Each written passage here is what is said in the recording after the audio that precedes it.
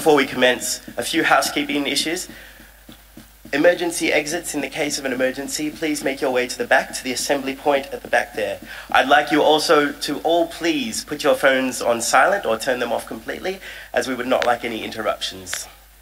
Thank you.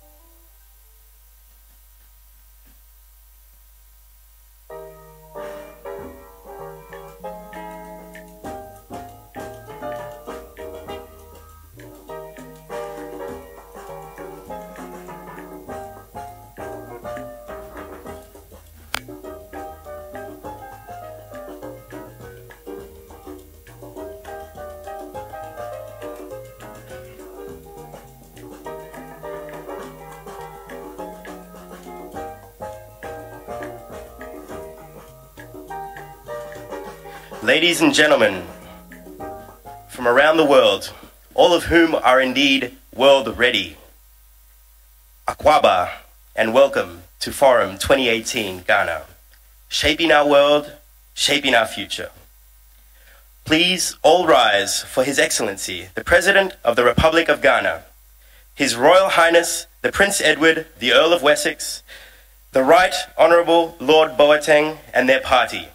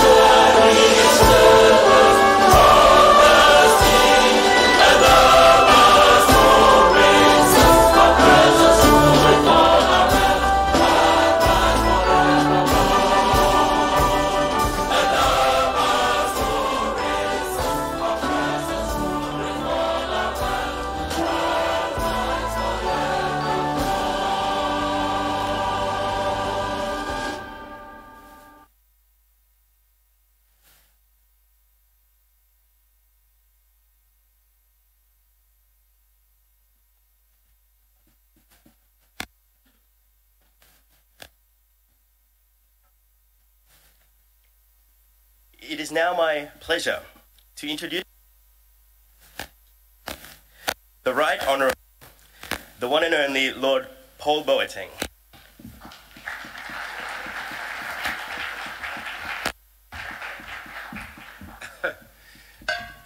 Mr. President, Your Royal Highness, ministers, members of the award family, we are here in Accra, Ghana for Forum 2018. As a family, 1.3 million participants worldwide, 180,000 volunteers, 130 countries and territories. That's the award family. We're here as Forum to renew, refresh, and re-energize. Renew our mission, refresh our thinking, re-energize our delivery. We come together in Ghana for that purpose. And we couldn't be more fortunate, could we? Haven't we had a good time?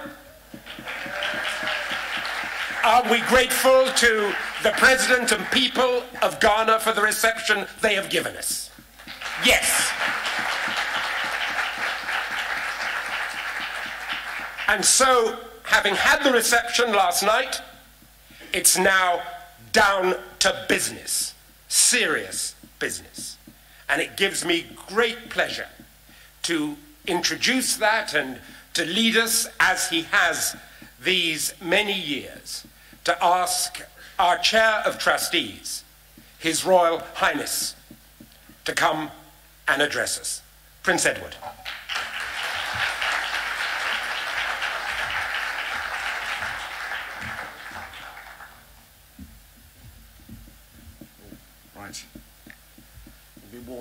big folder. And there are going to be lots of things that are going to fall out of it, I can see. Brilliant. Your Excellency. Ladies and gentlemen, welcome. And as Paul has said, this is it. This is the start of the main business, and you're all very welcome here to this year's forum in Accra. It's absolutely brilliant to see so many of you, and a very special welcome to all our guests, especially to all our speakers who are joining, and all those involved with our various workshops and seminars.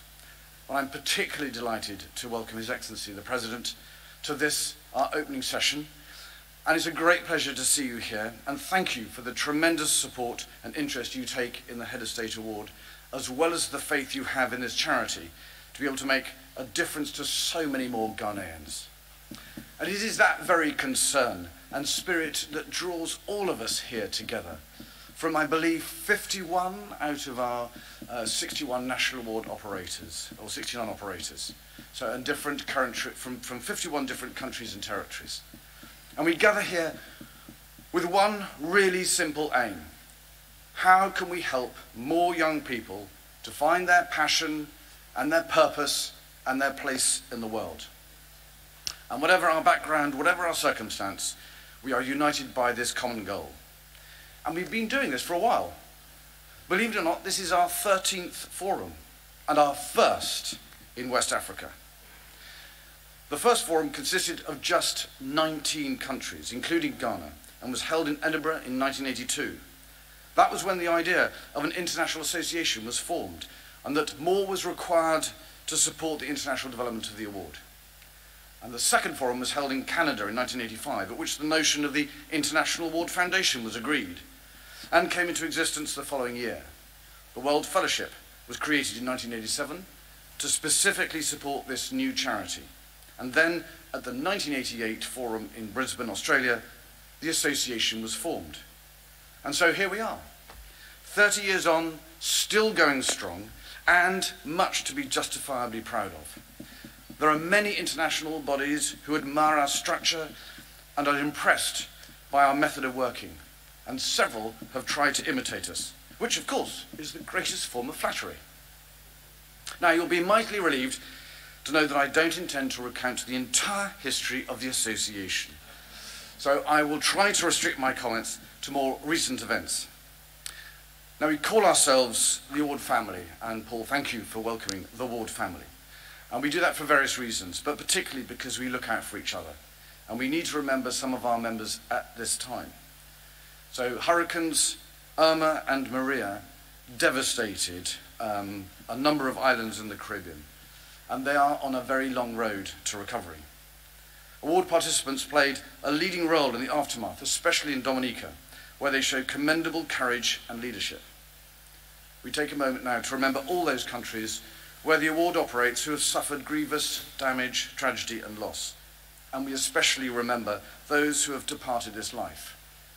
And I particularly want to remember this morning Terry Regan, who was a long-term supporter of the award and established the International Goal for Youth, Sir Arnold Elton, who was a long-standing and very active World Fellow, and Kwek Lengju, who was one of our trustees on the foundation.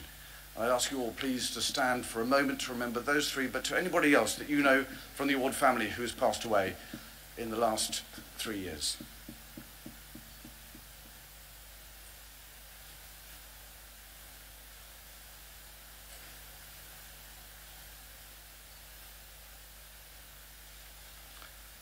you very much.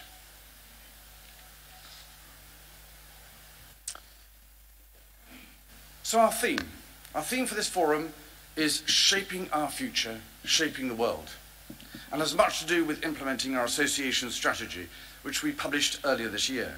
And that strategy will, as some will call, was initiated at our last forum in Toronto. And in fact, much of the content of this week's meetings is shaped by what we started at our last forum. So, what have we achieved along the road from Toronto? Well, this is it. The association's strategy, or a global strategy for the Duke of Edinburgh's International Award 2018 to 2023, to give it its full and rather catchy title. And that was the outcome of a major piece of consultation. But its purpose is not to be a glossy document sitting on the shelf or stored in the darker recesses of your computer. It should be used to stimulate discussion and ideas among your staff, your trustees, or directors, your ministries, your partners. By focusing on what actions you could take to potentially improve access to your award, or to reach or the reach or the impact of your award, whatever your circumstance, however small that action might be, the ultimate aim is to shape our future and to shape the world.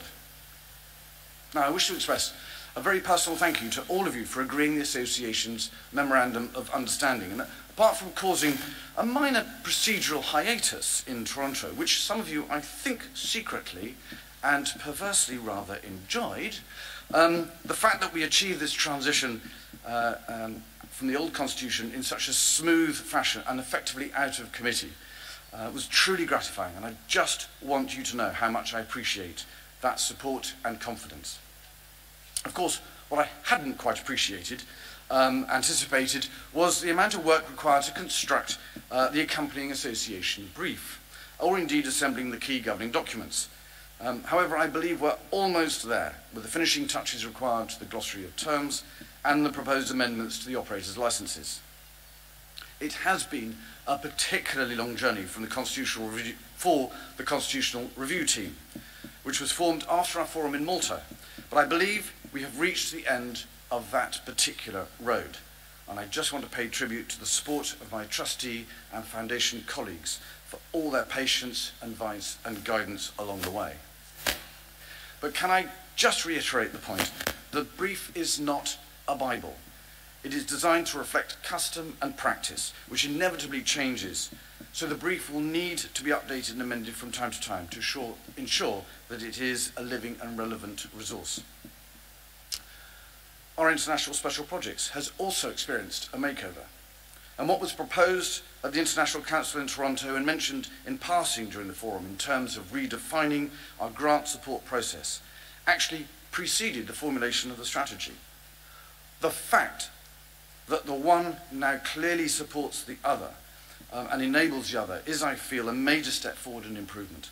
And we may have caused some confusion to our applicants by calling it three funds. This was always conceived as an external term to try to generate inward investment.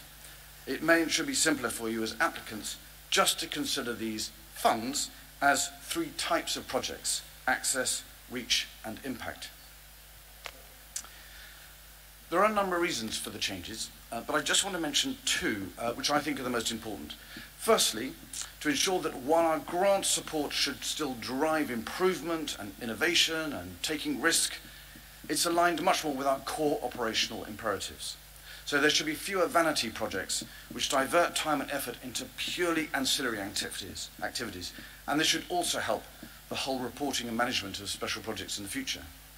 And secondly, and it's related, is that more of our projects need to be collaborative, so that applicants should be seeking how to work either with other NAOs or the Foundation's regional or central staff teams to help deliver a project by effectively buying in advice or resources. Now, some of our future projects will, by their very nature, be complex, but we're not expecting you to do all this alone. In fact, on the contrary, we want you to be able to help to seek in a constructive, focused and meaningful way, and that outside help is not then delivered out of pure generosity, it's contracted and budgeted for. So what else have we been doing to help us shape the future? Well, digital or online tools and platforms rank high on the list, although perhaps not always greeted with great enthusiasm. The redesigned online record book is a massive leap forward, if the technology is widely used and accessible in your country. I accept that. We are looking at a total overhaul of the online learning hub to better support adults in the award, distance learning and communications. We're also looking to an online way to engage first-time contact with alumni or potential supporters at events or meetings, with a simple menu of options which allow them to find out more, donate or join. The digital and online opportunities are definitely helping us to shape a better offering to our alumni and a better means to potentially engage with them, especially on the back of our World Ready campaign, which went live in just, 9 hours and 19 minutes ago. Now, this is a really exciting initiative. And it was great hearing your reaction last night to the launch. And it's a brilliant way to celebrate our 30th anniversary as an association. And I really want to thank our communications team, as well as our emerging leaders, who've been a fantastic source of help, particularly with the design of our Ready for the World. Oh, look, I've got another show here. Look, there you go. There it is. That's the Ready for the World brochure. So thank you to all of them.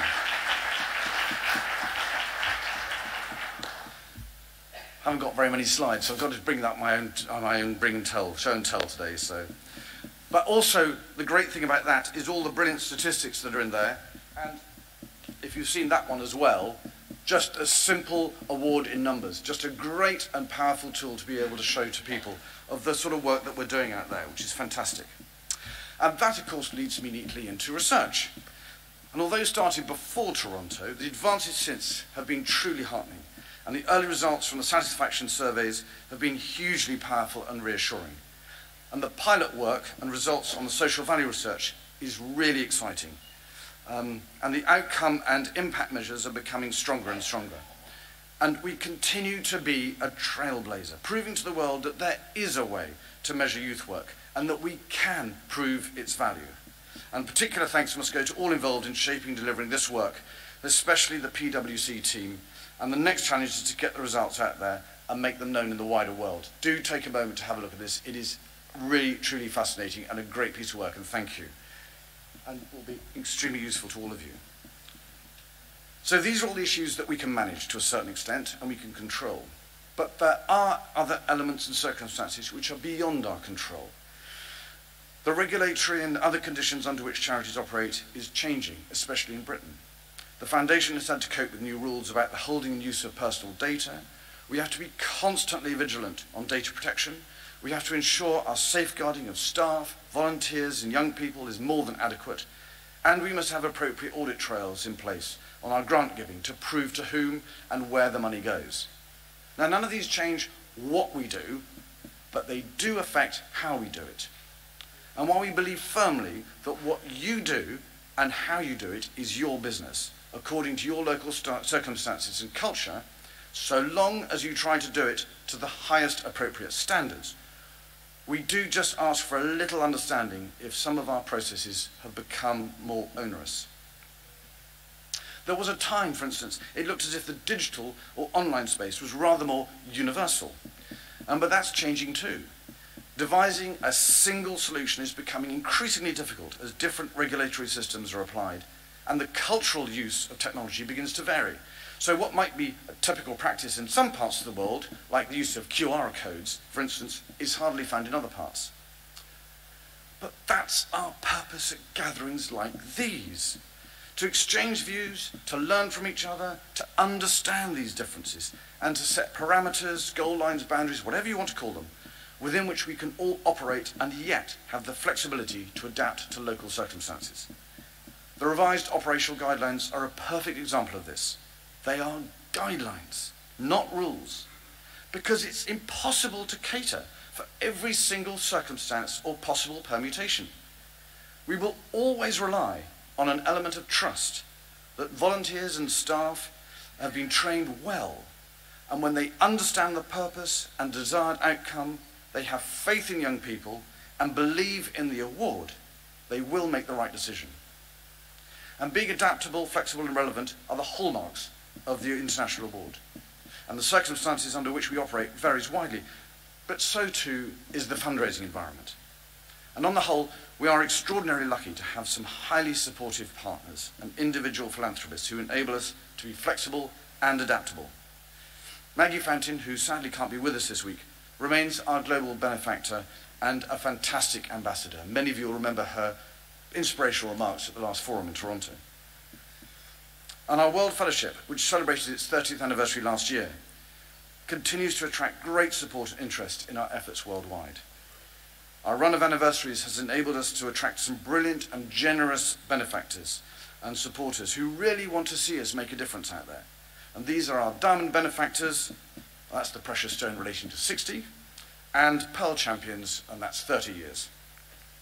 And I'm delighted that several members of our World Fellowship are here this week, and some have been experiencing the award in action here in Ghana, seeing at first hand the impact of the award.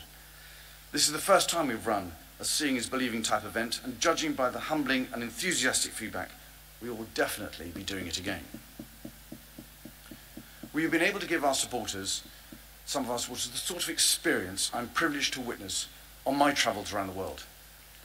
They were able to see the level of commitment and dedication, to see the impact of providing the opportunity to participate, and how much young people appreciate what the award offers and inspires, how it includes all and its power to convene. My travels this year have taken me to 10 countries and each of the 4 regions. 4 of them being connected with my tennis challenge, my odyssey to play every real tennis court in the world, but that's another story, I'll come back to that one.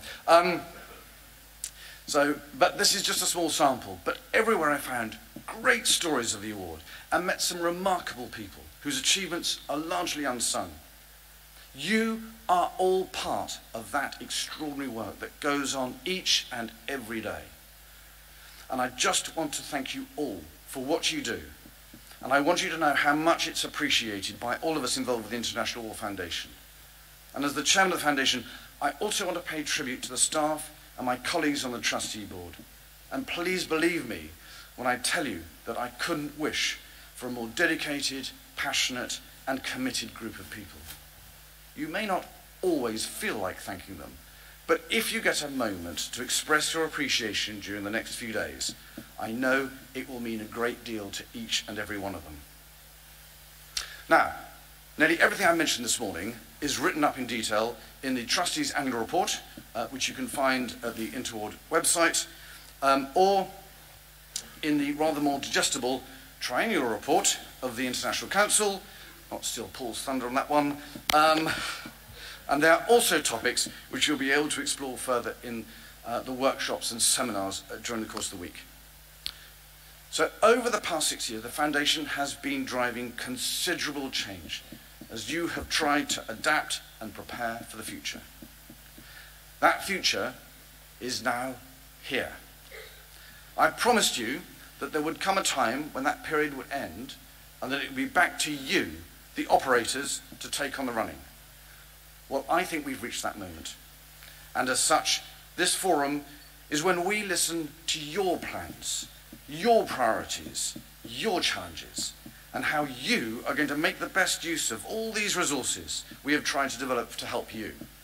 And this is all about you shaping our future and shaping the world. Thank you very much indeed.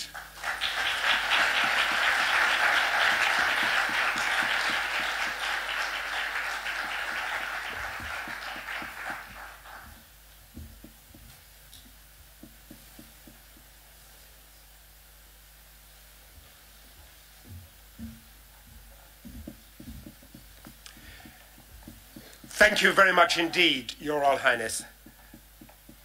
We now come to a critical moment in these deliberations, one in which we hear from someone who has championed development, who has championed progress, economic progress, youth progress in Ghana, in Africa, and indeed the wider world, all his life.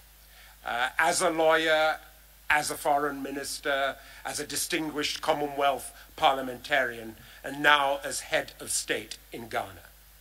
We as an award family are aligned to 7 of the Sustainable Development Goals. All our activity touches on 7 of those goals. We are holding out in the course of our presentations to you today a number of them: gender equality, decent work and economic growth, peace, justice, and strong institutions. The President of Ghana embodies the struggle for development.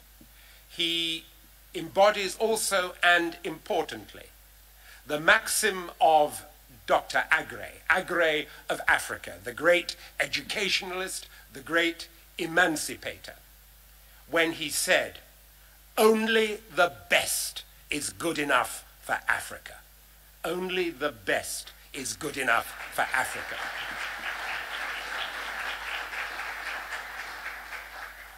Mr. President, sir, we in the award are not political, but you embody the best of Africa, and we await your address.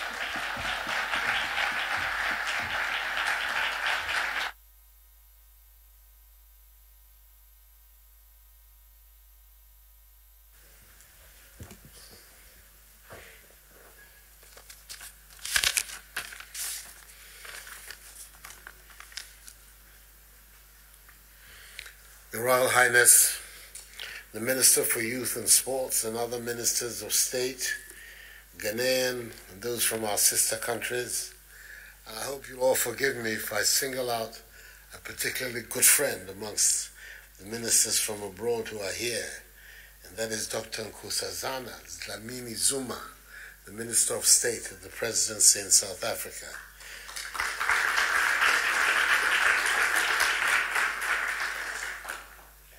Chair of the International Council of the Awards Scheme, distinguished ladies and gentlemen, I welcome His Royal Highness Prince Edward, Earl of Wessex of the United Kingdom, and delegates participating in the 13th Duke of Edinburgh's International Awards Forum 2018 to Ghana. We're happy to have you in our vibrant city of Accra, and I hope you're enjoying your stay amongst the people who pride themselves on their sense of hospitality. Akwaba, as you may already know, is our word of welcome. I'm honored to be here because I know I'm looking into the eyes of the future. Each one of you reminds me of the fact that all of us, leaders and citizenry alike, must work harder to ensure that knowledge becomes the backbone of the modern economy and prosperity. Congratulations are thus in order for the organizers of this forum. Your Highness, ladies and gentlemen, we're all gathered here because of our belief in the transformative power of education. I continue to be passionate about young people, and I believe my government's commitment to investing in young people through our free senior high school policy is not misplaced, as it is the best investment our country can make. However, formal education, which is not grounded in a solid foundation of morality, aided by the development of personal character, would render our youth unfit to take their positions in the future of our countries. This forum and the Head of State's award scheme, in my view, offer the kind of holistic learning and training needed by our youth, so we can help equip them with the skills needed for their life's journey.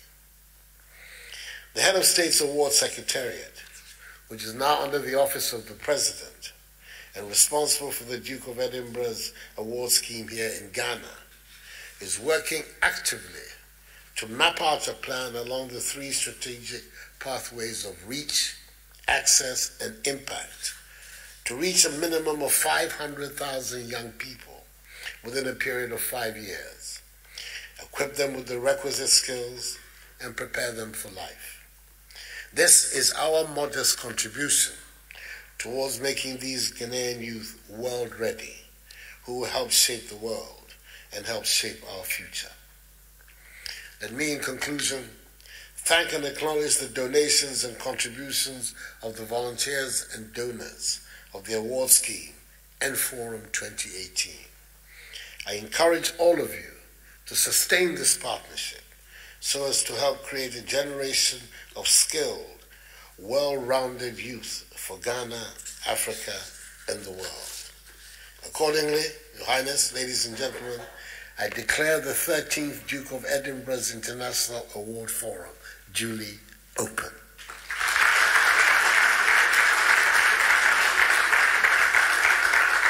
May God bless us all.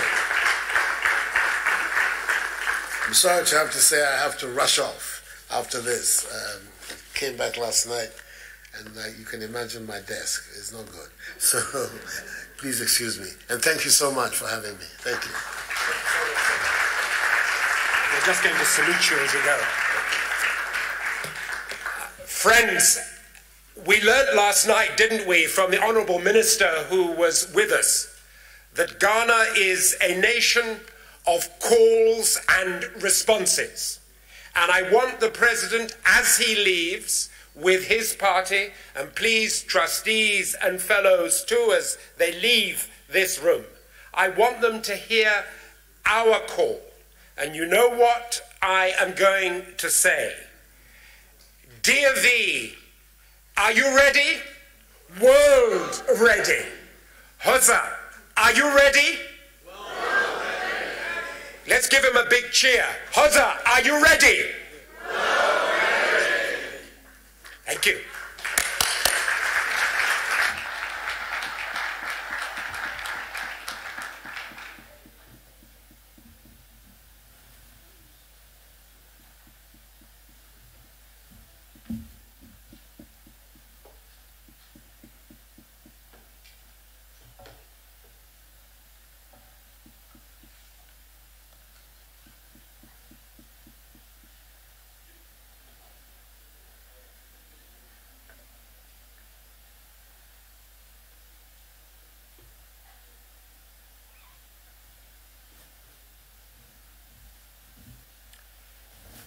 Trustees, would you like to follow the President and His Royal Highness?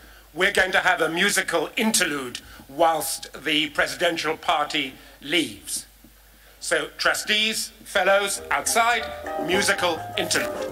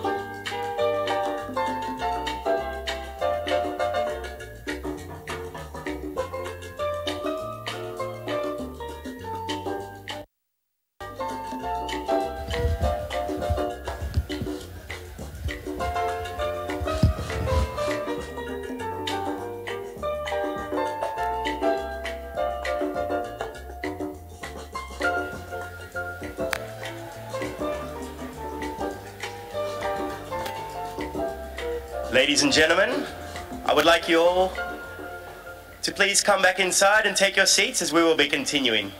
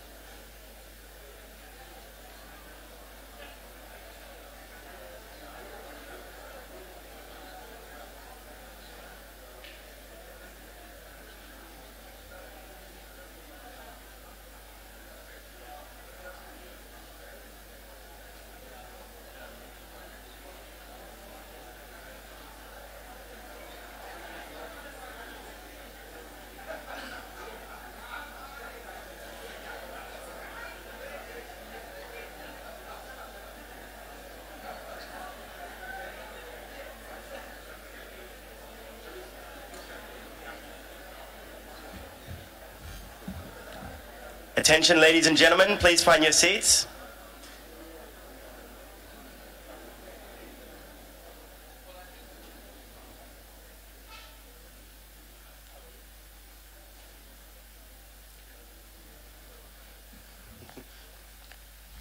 We will now be showing a short video for you all and recommencing the opening plenary.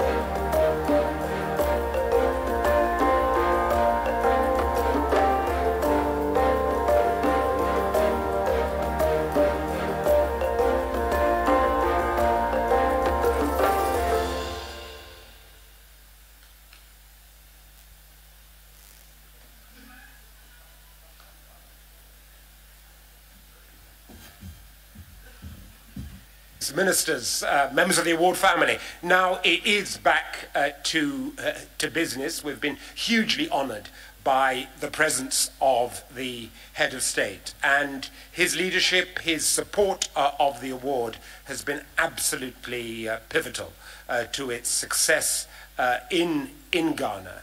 The relationship between the award, the governance of any of the countries or territories in which we are in is particularly important in terms of setting a context for the delivery of our objectives. In that process, there are a number of constituent parts. The private sector, the role of corporates, the role of individual philanthropists in resourcing the award, as His Royal Highness has pointed out. The role also, and importantly, of traditional leadership, and I want to acknowledge the presence here of a number of traditional leaders, alongside that of political governance. The President made mention of the significant presence of ministers here with us. We're going to hear from them and have an opportunity to interact with them in the course of today's proceedings. But first we're going to have a number of thought pieces. Very important, because this is about renewal, refreshing, re-energizing, and the refreshing of our thinking is key to successful delivery. And there's no more important aspect of that than ensuring that we cover the Sustainable Development Goals. There are two in particular which our next speaker embodies. Development Goal 16, around peace, justice, and strong institutions, and Development Goal 5, around gender equality. Justice Mary, Lady Justice Mary Angawa, is someone who has held for 35 years the highest judicial offices in Kenya, has led the process in Kenya again of inquiry and improvement of institutions, whether it's the insurance industry, whether it is in the rent and land tribunal system, has played a crucial part in all of that, but also, and importantly, has embodied the strength of the voluntary sector as a trustee of the President's Award in Kenya. And it gives me great pleasure to invite Lady Justice Mary now to address us. Lady Justice Mary.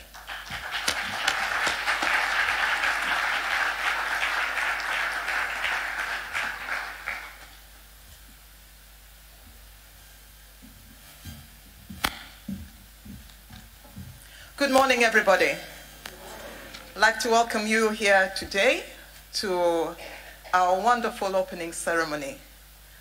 I had wanted to do salutations for His Excellency Nana Akufo-Addo, the President of the Republic of Ghana and the patron of the Head of State Award Scheme Ghana, and I do so in his absence. We were so privileged to have him here. I also like to salute Your Royal Highness, Prince Edward, my lords, distinguished guests, ladies and gentlemen. I want you all to accept my warm greetings from our President, His Excellency Honorable Uhuru Kenyatta, the fourth patron of the President's Award Kenya. My fellow trustees, the entire President's Award Kenya fraternity, and the young, vibrant men and women of Kenya, home to the world's fastest young, long-distance runners.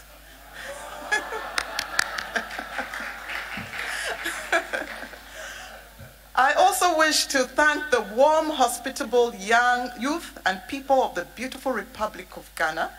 You have done a brilliant job of uplifting the many young people in Ghana, particularly through the Head of State Award. In this respect, let me pause at this moment for us to applaud Your Excellency and the patron Head of State Award Scheme Ghana, the President Nana Akufo-Addo, and his national coordination team for their exceptional and laudable performance.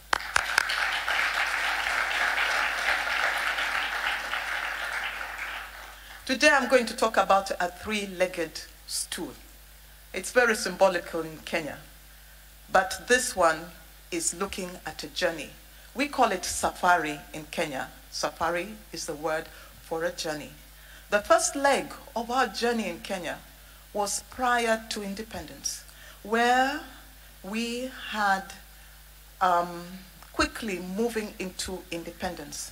That's the time Africa was moving into independence, and I'm so thrilled to be in Ghana, the first African country to be independent in Kenya, in Africa. It's really, really thrilling. But when we gained independence in December 12, 1963, the Duke of Edinburgh conferred gold awards to 7 recipients at a youth rally held concurrently with the first Jamhuri, or Independence Day celebration. The structures then was you just had a Nairobi committee.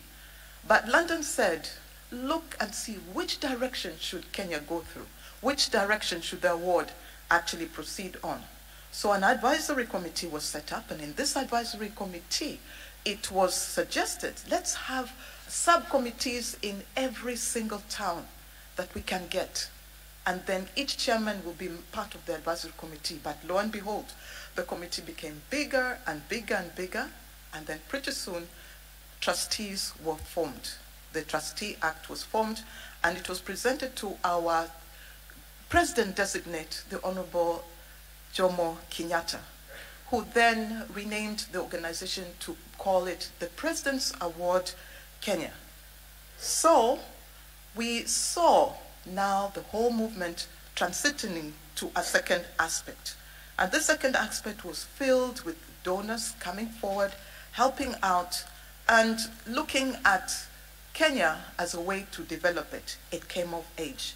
And then during that period, we found that we had to change our aspect of the trustees, and we brought in a new trustee, which was done by President Kibaki, the third patron, and there with Mr. Edwin Kimani, who was then our executive director and now is the regional director here, we had the award's first strategic plan that was there. And then from there we saw that from 1990, we had about 10,000 candidates jump up to 56,000 in 2008. And now we have almost over 110,000 candidates who have actually finished that. One of our trustees said, it's such a wonderful program. His name is Honorable Mutula Kilonza. Why can't we not have this to be an act of parliament instead of trustee? So we have enacted an act of parliament, just as long as the Boy Scout is an act of parliament, Girl Guides is an act of parliament. Ours is unique in that it spells out how the act should proceed, and not even that, we are now forming into a parastatal of the government. This means that the government is going to fund the whole of the President's Award, the staff, and all its activities.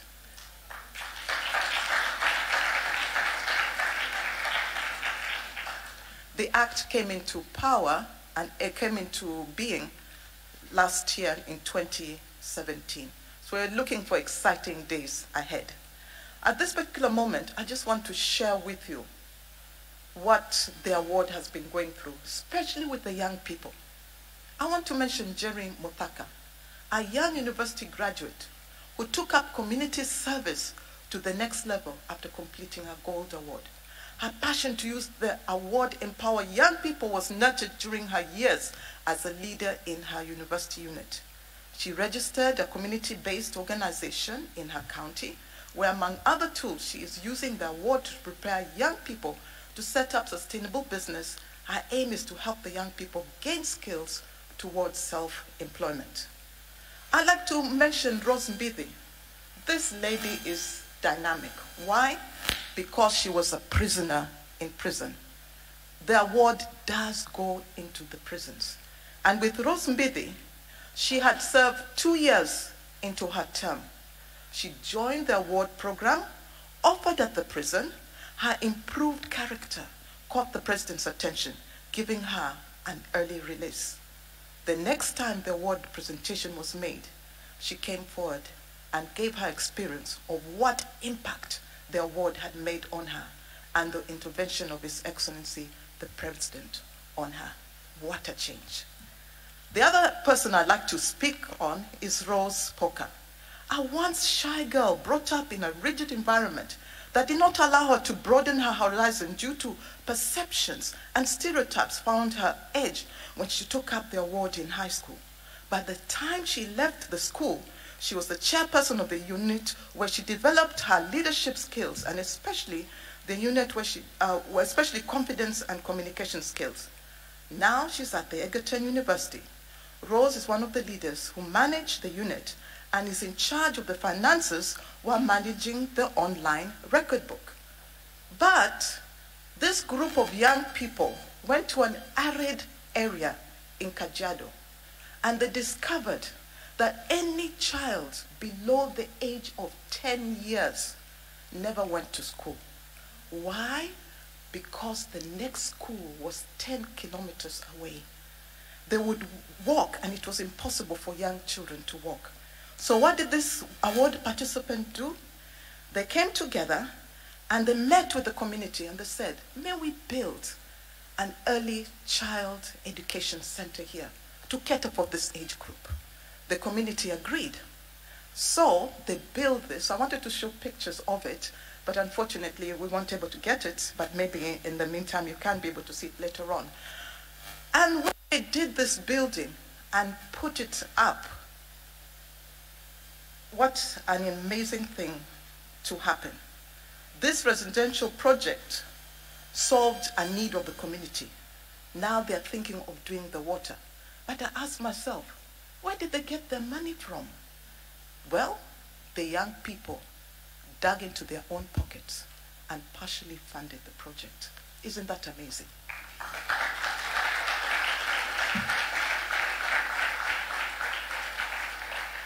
In January 2019, the school will open its door to its first pupils.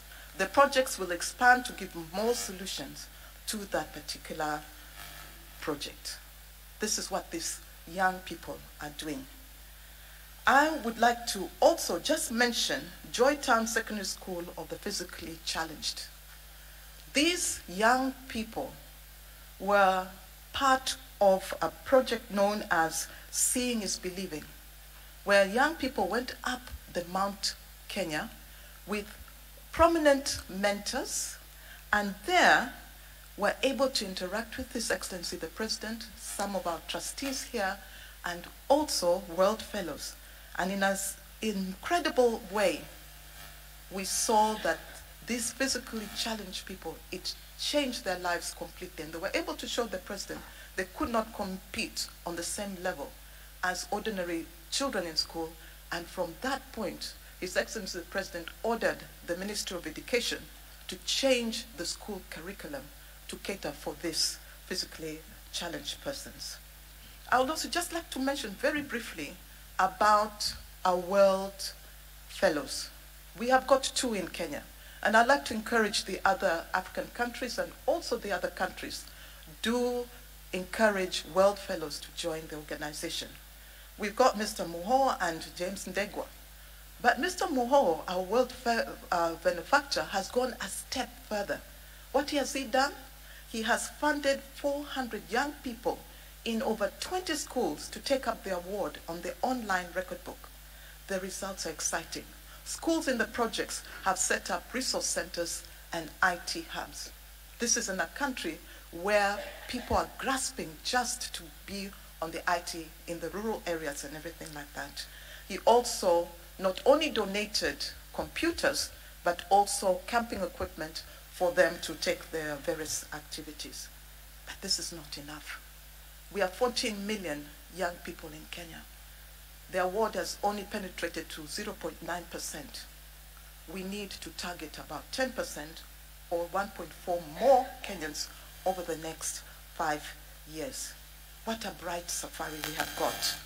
We want to say that His Excellency President Kenyatta has 4 key pillars: food security, universal health care, local manufacturing, to increase youth employment and their socio-economic empowerment.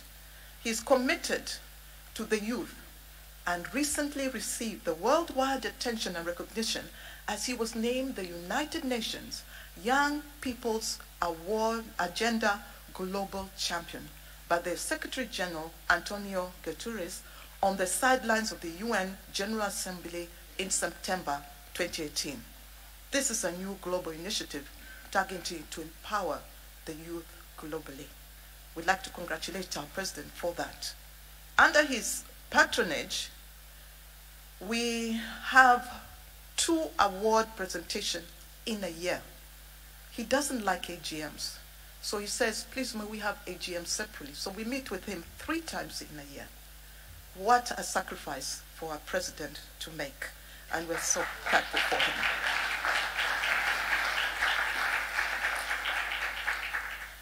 Not even that, what the president has done from his own pockets, he has donated 10 million Kenya shillings towards our foundation, our kitty that is there. That is most commendable. I would like to share with you a memorable advice to the awardees by His Excellency, the late Mzee Jomo Kenyatta, who counseled that you young people who have gained the Gold Award, this is not the end, but the beginning.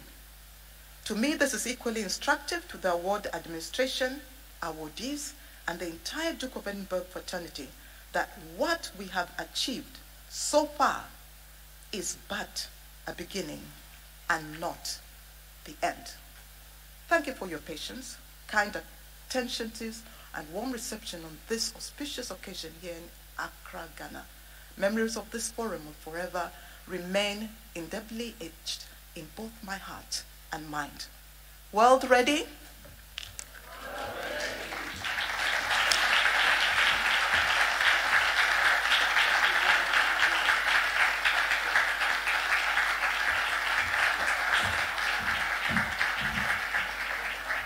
Lady Justice Mary, thank you so much for the way in which you exhibited the development of best practice and the special relationship that can be developed between corporates, civil society, and government with young people at its heart. Thank you so much for that.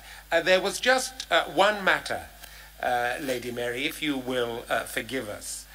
You came to West Africa, you came to Ghana to talk about runners.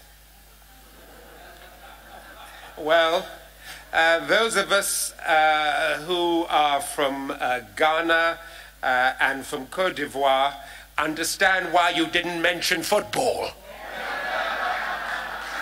We understand very well why you didn't mention football. But thank you very much indeed.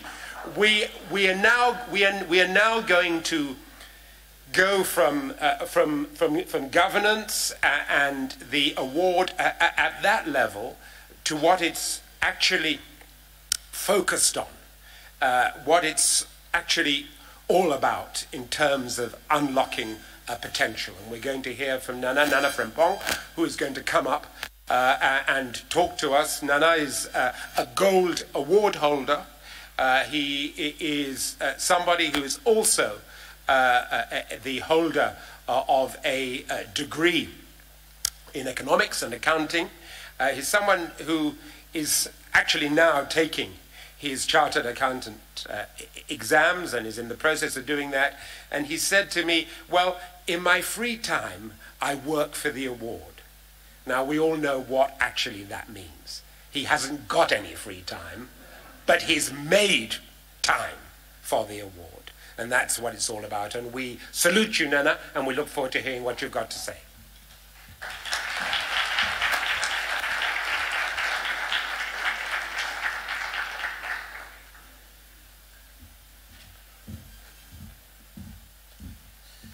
Thank you very much, Lord Paul Boateng.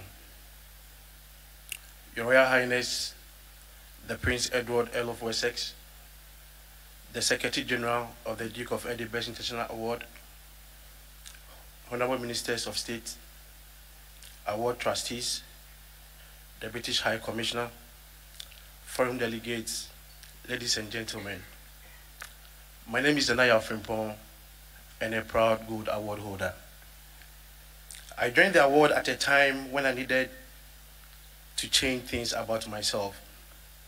I had then gotten to a point in my life where life isn't just the way I see it. I wanted change. I realized if I'm to make a mark for myself and attain greater height, like my father in my youthful age, I needed to shed off some friends who weren't influencing me positively. Although I was the reserved one among them, we had bonded so well growing up, and it was not going to be an easy task separating myself. In my teens, these friends I knew growing up had gotten themselves in activities that my family and our Ghanaian culture do not condone. From a careful observation and complaints from my parents, I became conscious that some of my friends in my cycle were having strong influences on me. Your Royal Highness, my life before the award was one shrouded in secrecy. I had developed an attitude that made me curl in my own shelf and care less about anybody's feelings. I was indeed cold and selfish, and my family disliked my character. I was living two complete lives. Another issue I had was not being consistent and focused with what I really wanted to do in life. At a point in time, I admired those who went to the seminary to become Catholic priests. At a point in time, the military, and I wish I could part. I couldn't because of life pressures as a growing child. Given a careful thought about complaints I received, I needed a moment to reflect on my life and how I can make impact for myself. I began asking myself numerous questions, and the answers to my gazillion questions had no clear answers. I was so shy to open up to elders to seek for assistance. In my quest in finding answers to my challenges, I heard about the award program. I heard about the award program in school and was excited about activities that engage young ones to develop themselves for life.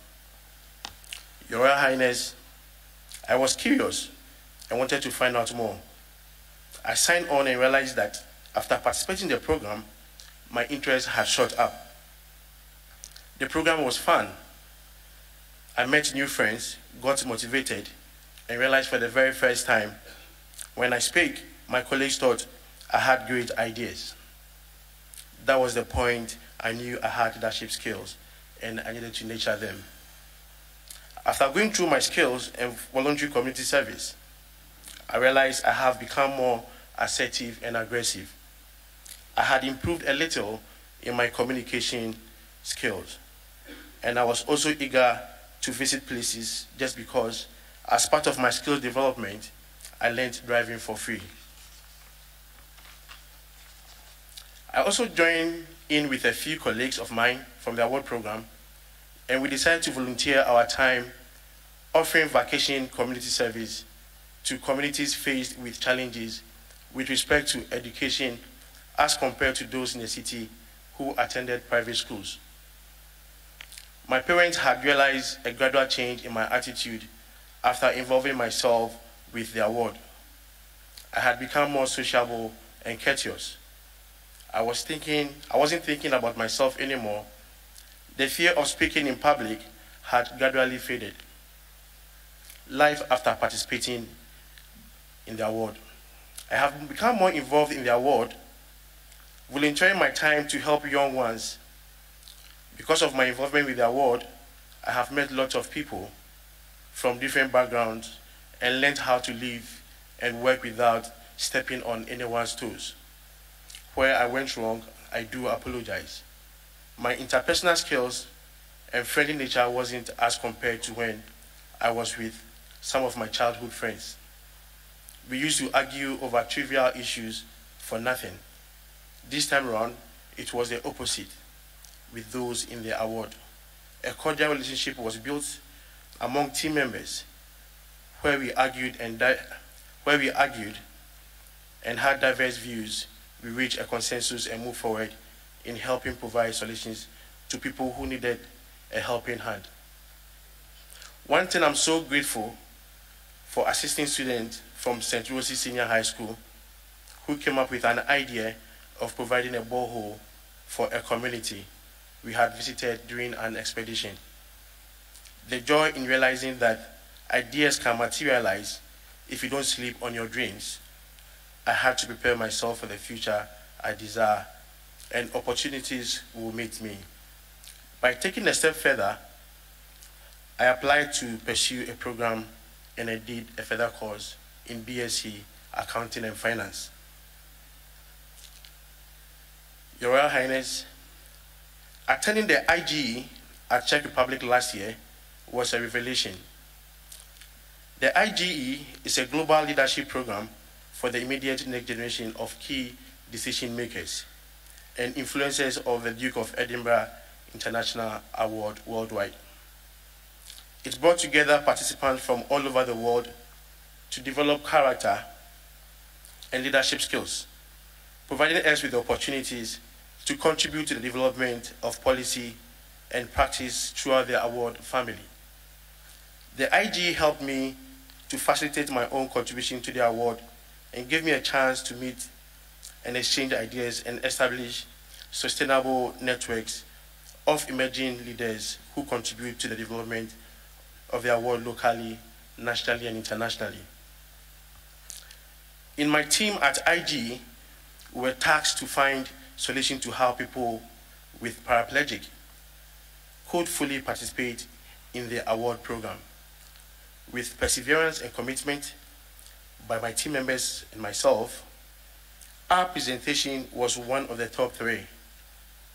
I became very inspired and believed there was a lot more within me to give out. It dawned on me that I can replicate the same idea when I return to my homeland, to assist those who are vulnerable and need help. I met up with Autism Awareness and Training Center in Accra to start an award unit. I am very excited to say 18 young persons are now taking part in the award program. There are success stories to be shared already from the center.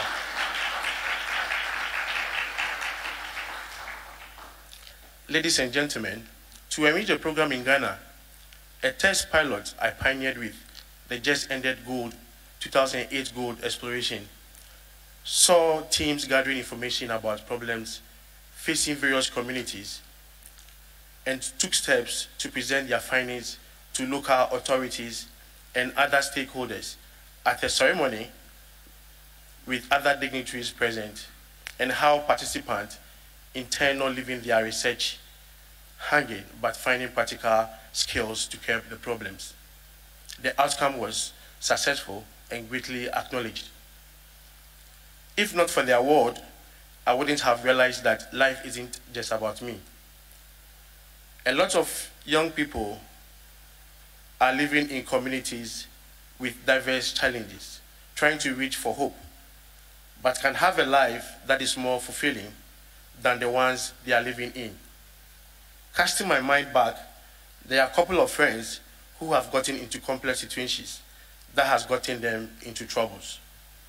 To this very end, I owe a debt of gratitude of the success stroke to my parents for playing a role in my life. But let me hasten to say, the award kept me in shape. I believe engaging young people to be responsible adults is a collective effort that requires all hands and resources on deck. Let us join hands for change. Thank you.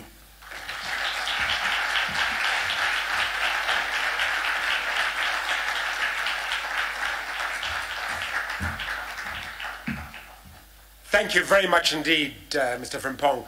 I mean, Nana Frimpong is really in the foothills of his career, and yet he's still found time for the award.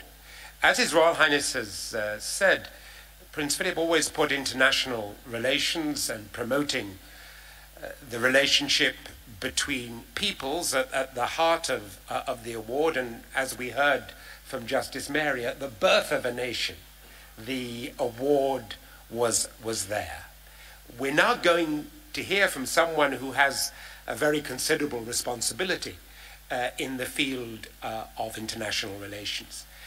He's not somebody who is in the foothills of his career. He's someone who's really currently summiting. He's an important man, but he's something else too. It gives me great pleasure to introduce a man who is the United Kingdom's High Commissioner to Ghana, but who is actually also, I can't say more importantly, but who is very importantly a gold award holder. His Excellency Ian Walker.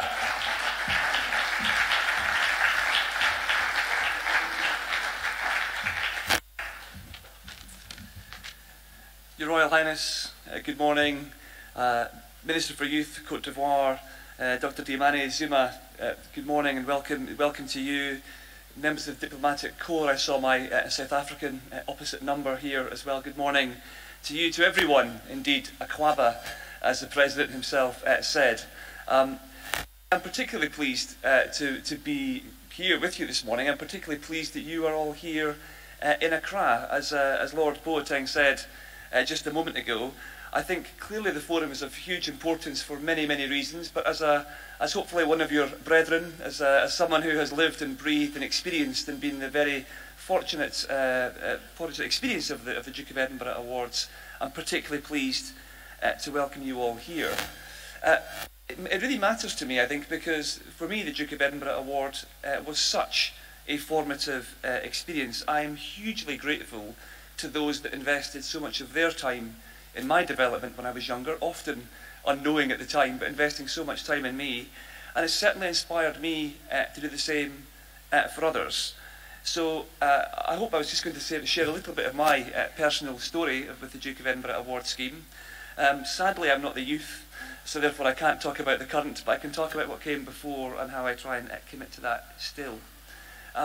For me, as I was going through my bronze and then my silver and then my gold Duke of Edinburgh Award, each of the different component parts, I think, challenged me in different ways and brought out different things that I reflect on to this day. Firstly, the physical component. For me, I trained in my bronze and I accelerated that in my silver award to train to become a lifeguard.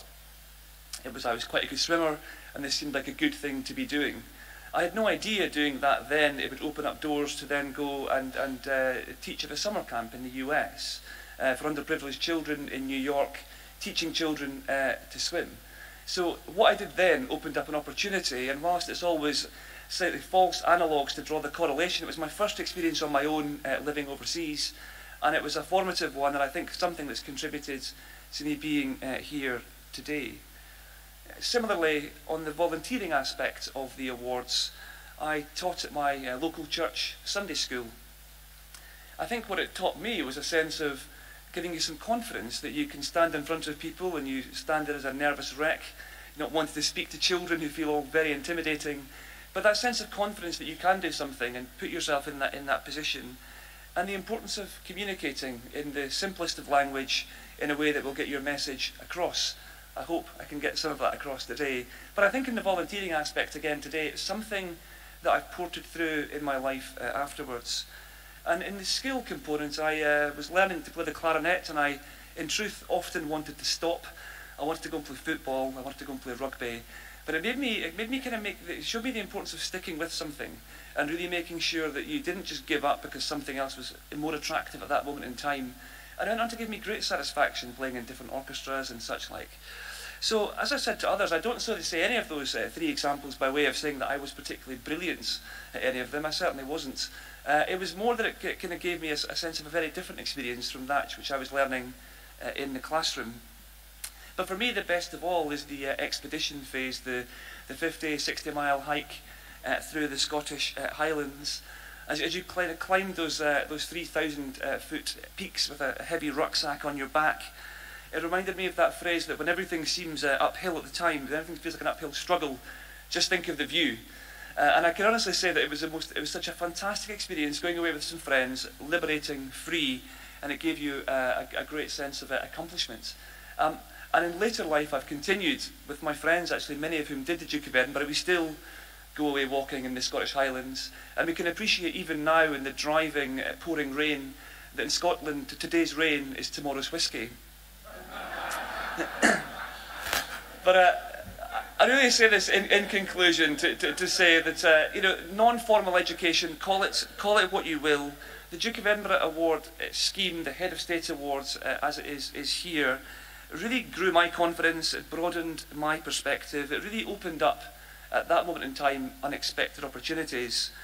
After all, to kind of travel, to experience, to learn, that is life. That's not training for life. That is life in my mind. So investing in youth seems to me more important today than ever, with so many competing priorities, so many different challenges around the world. It's true in the UK, it's true in Ghana, it's true around the world, that the importance of investing in our youth is more important than ever before. And as we saw on Tuesday evening for many of the Gold Award winners here in Ghana, I think the long-term future of Ghana looks in safe hands. So whatever you can do, whatever small way I can contribute and many others to give the opportunity to more people, I say that's fantastic and we should try and do more of that. So thank you for listening to me and good luck with the rest of the forum. Thank you very much.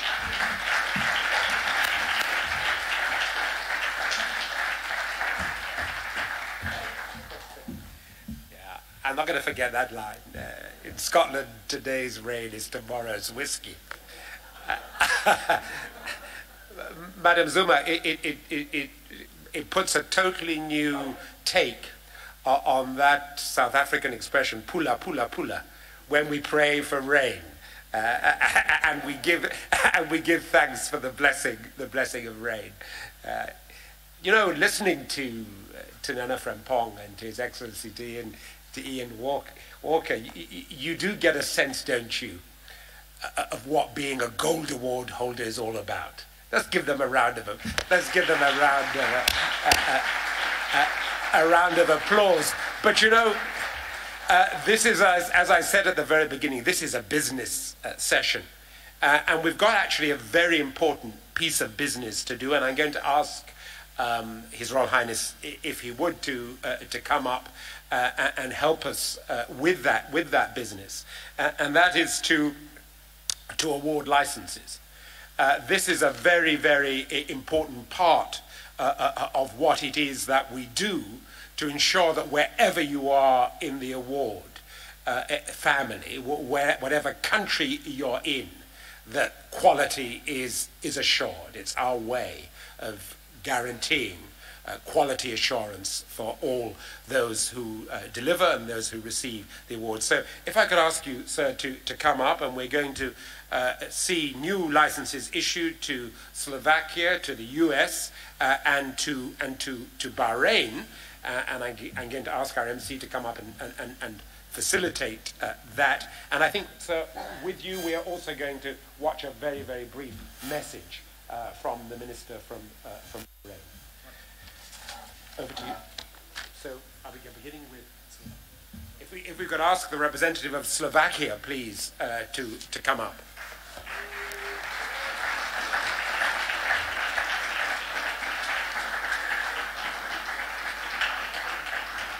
Wow. Hey! Hey, hey! Hey!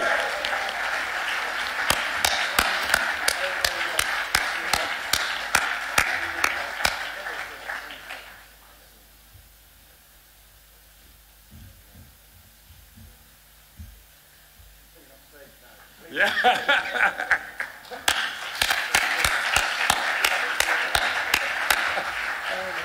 That's great. I can't wait to see. Well done, guys. I can't wait to see what's coming next when I invite the representatives of the United States of America to come up.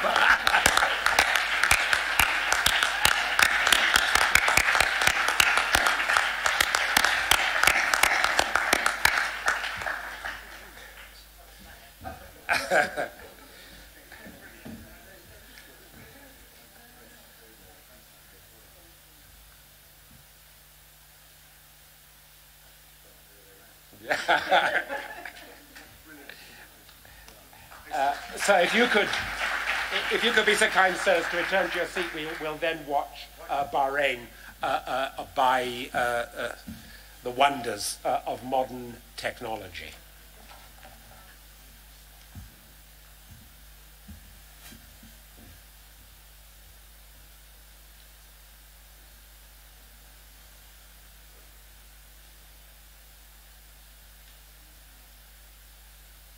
بن عيسى آل خليفة ملك مملكة البحرين حفظه الله ورعاه، نقوم بدور رائد بإشراك الشباب واستثمار طاقاتهم للإنتاج والإبداع وتمكينهم ليكونوا سواعدا في بناء الحاضر والمستقبل.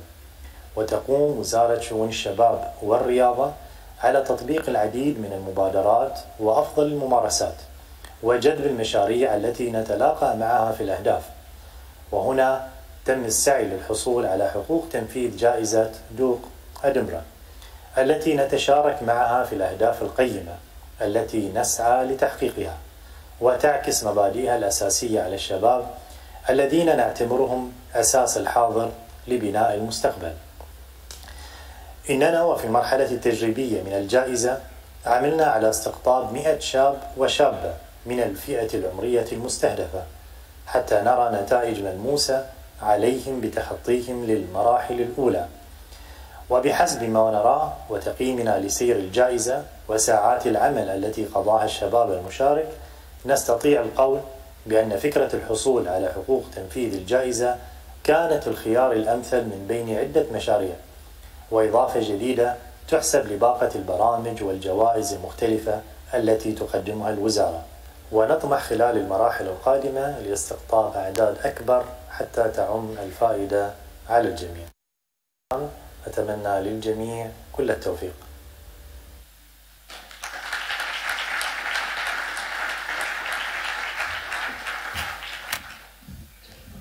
Let's give our colleagues from Bahrain, who I'm going to ask to stand up, let's give them a round of applause, representing as they do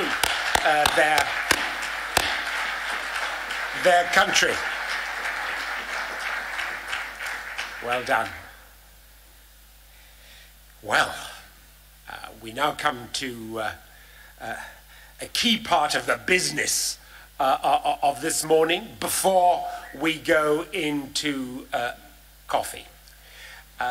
No pressure on that, but this is a very important part of the business because it is an opportunity for us to hear from someone who has been absolutely central to the journey, the safari, as Justice Mary called it, that we've all been on.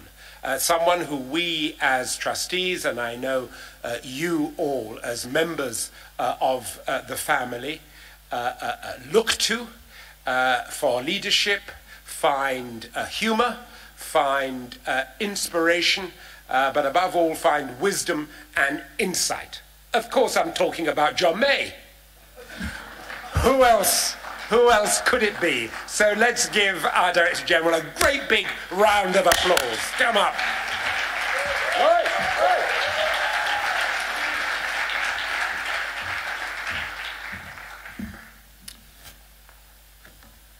Oh gosh.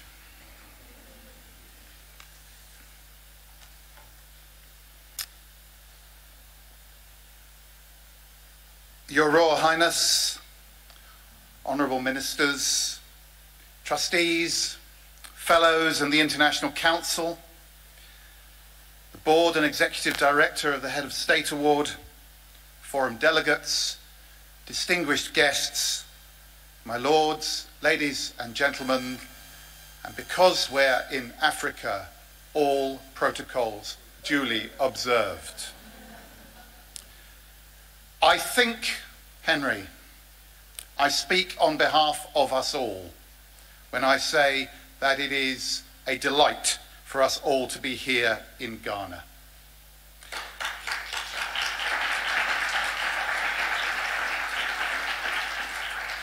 Thank you, and to your board and to your executive team for making us feel all so welcome.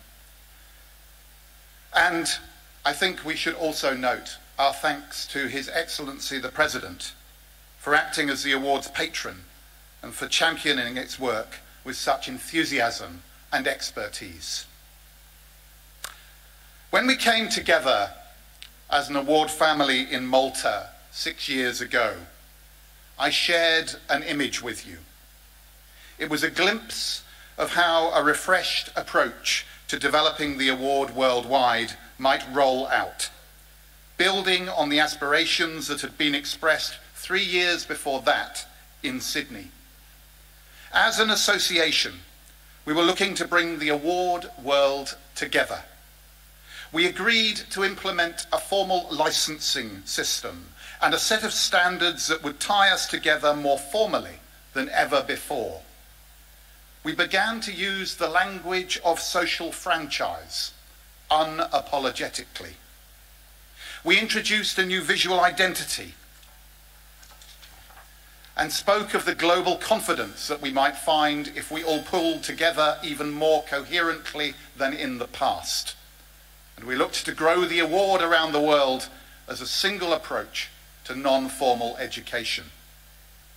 We learned much from that first wave of the refreshed approach.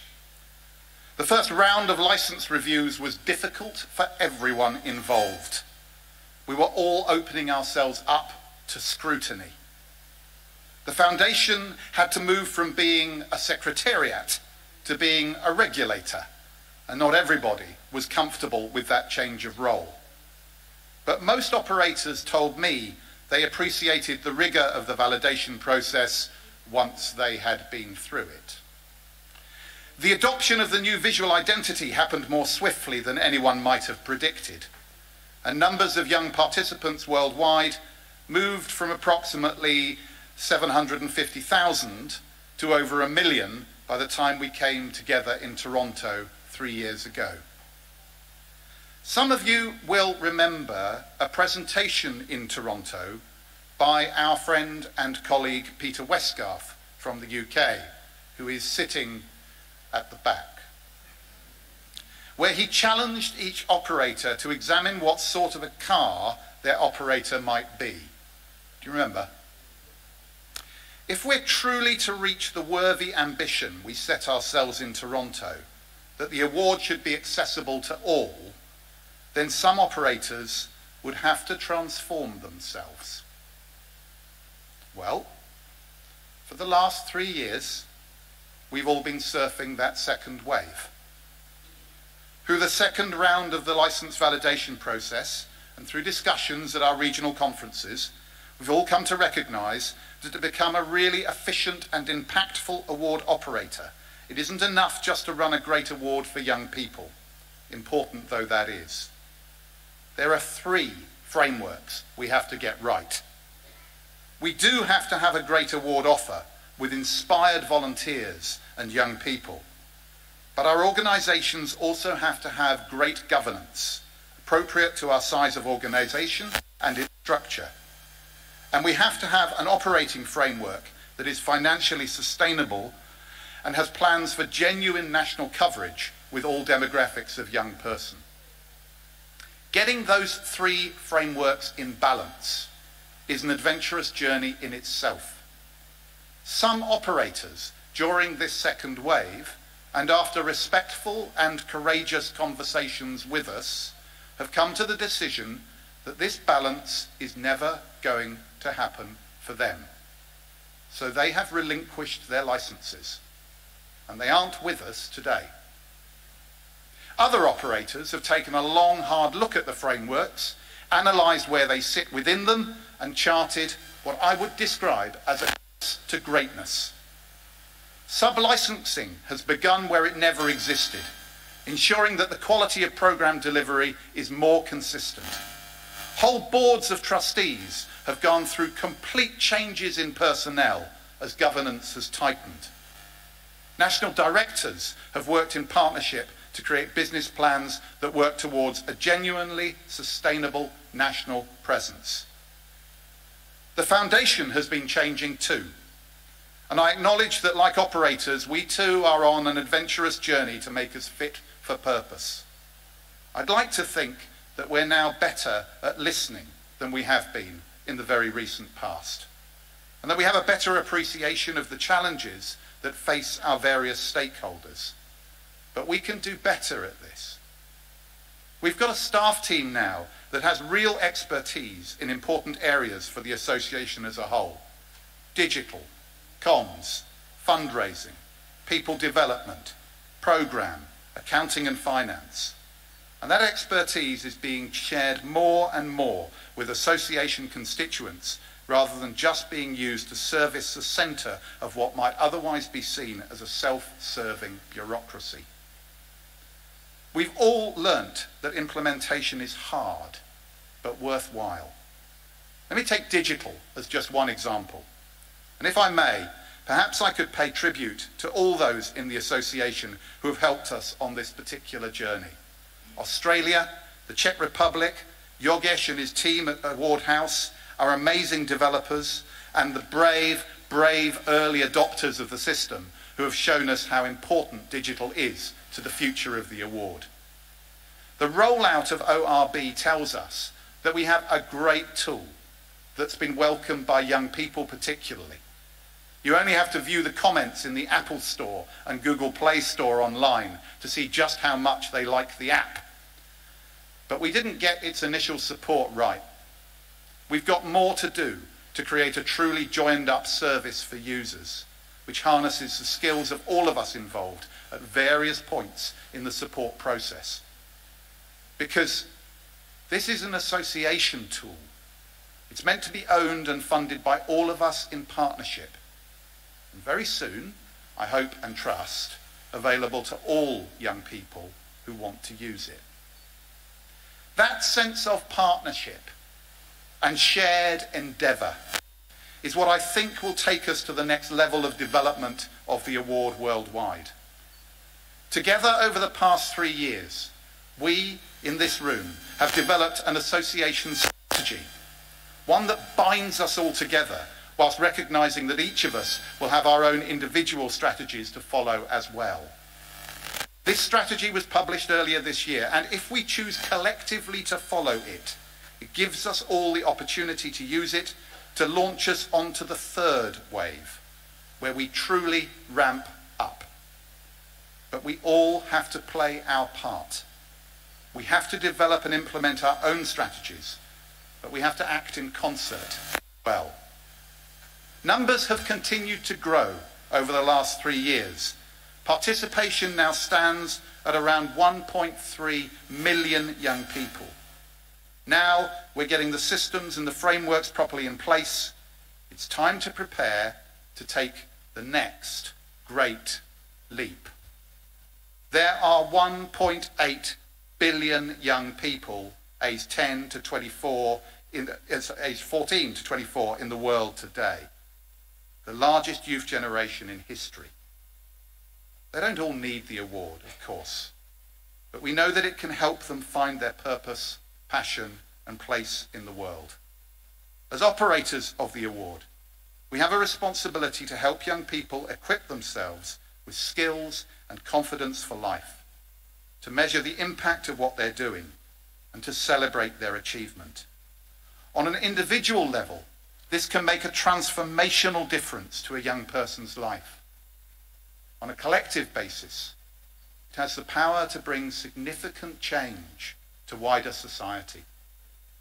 Every day, award participants, in partnership with their award leaders and local communities, are quietly delivering, usually without knowing it, the UN's Sustainable Development Goals. I do not believe it is hubris to claim that as award operators, we have it in our power to make a massive contribution to the protection of our planet and the bringing of an end to poverty. As award operators, as an association. And I think it's worth mentioning that at the Foundation, we too understand what it's like to be an award operator. The number of international award centres has increased substantially over recent years, partly because of the growing spread of the international schools network around the world, including in those countries where we don't yet have a national award operator, and partly because we've had to service award units in countries where the operating licence has been passed back temporarily to the Foundation. But our aim remains to ensure that each country that's able to do so has its own national operator. But experience shows that it takes time to identify that right operator, one that's genuinely committed to getting all 3 frameworks in place. So we're delighted to see that things are now moving forward properly in Indonesia, that a licence is soon to be presented to our friends in Bahrain, and that Slovakia has shown that with all 3 frameworks properly balanced, amazing things can happen for the young people of a country. And the United States of America is now very firmly in great hands. Opening in new countries can be a shared association endeavour, and I'm most grateful to the national operators that have offered to take on responsibility for supporting development in partnership with the Foundation for the Future. I hope that before our next forum, I'll be able to bring you news of further exciting growth in the Pacific Islands, the Balkan states, South America, and the Republic of China, each project undertaken in partnership. Last night, you saw the World Ready film that so many of you have contributed towards. And I know that many of you in this room have teams of staff and volunteers at home engaged in launching the World Ready message this morning.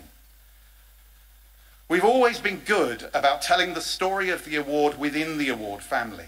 You only have to put a group of award holders in a room together to see them immediately swap stories with each other of skills learned, communities changed, and expeditions completed against the odds of wind, rain, extreme heat, or rampaging animals.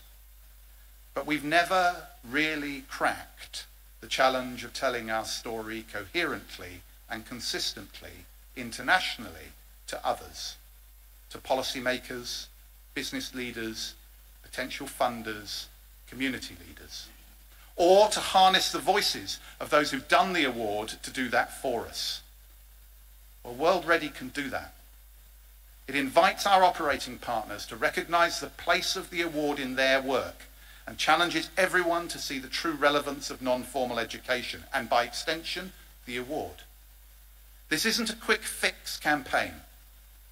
It's a deliverable for our association strategy that will build over time, giving us the tools to make a noise about our relevance to young people, to teachers and youth workers, to employers, to society. How you choose to use it is up to you. If the award is already incredibly well known and respected in your country, you'll want to use it in a different way than if you're trying to raise awareness. But just as our visual identity has so successfully bound us together, so too World Ready can help us speak in a new, unified way.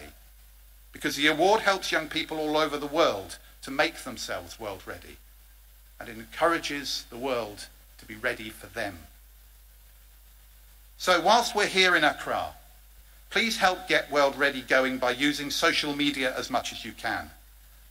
I'm told by colleagues who know rather more about this sort of thing than I do that these are the handles that you can use. Tweet away, please. You'll be pleased to hear, though, that I'm not going to pause now to take a selfie. You're quite safe. As we move into this next ramp-up phase, and I have no strong view about how long that wave may roll, I give you a number of commitments on behalf of my colleagues at the Foundation. Firstly, we will work as hard as we can to understand your wants and needs as a constituent of the association, however large an organisation or small you may be as an operator, and whatever of stage of developing the three frameworks you find yourself. Secondly, assuming that you share the association's ambition of reaching as many young people as possible with the award by improving access, reach and impact, we'll work with you to support you, either by adding what expertise we have to offer or by using our knowledge of the network to introduce you to those who might help you. And thirdly, we will work tirelessly on your behalf with those who want to bring resources to the endeavour, and we will work tirelessly also on your behalf to ensure that those resources are shared equitably and with a focus on growth. Your Royal Highness, ministers, my Lord, ladies and gentlemen, all of us in this room have chosen to be part of a noble endeavour, to help young people equip themselves for adult life, to be world ready. We understand how we can do that as an association. We have the tools to do it, and we're working to improve those we have and develop more. It's now time to ramp up our access, our reach, and our impact across the globe, with courage, a cool business head, and the commitment to what is right 1.8 billion young people are waiting for us to do so. And we cannot, must not, will not fail them.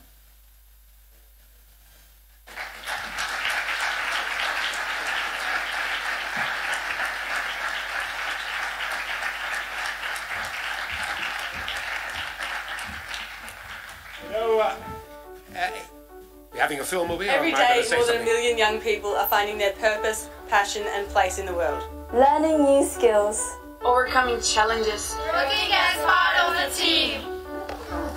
Making new friends. Exploring new frontiers. Learning to lead. Equipping themselves for life.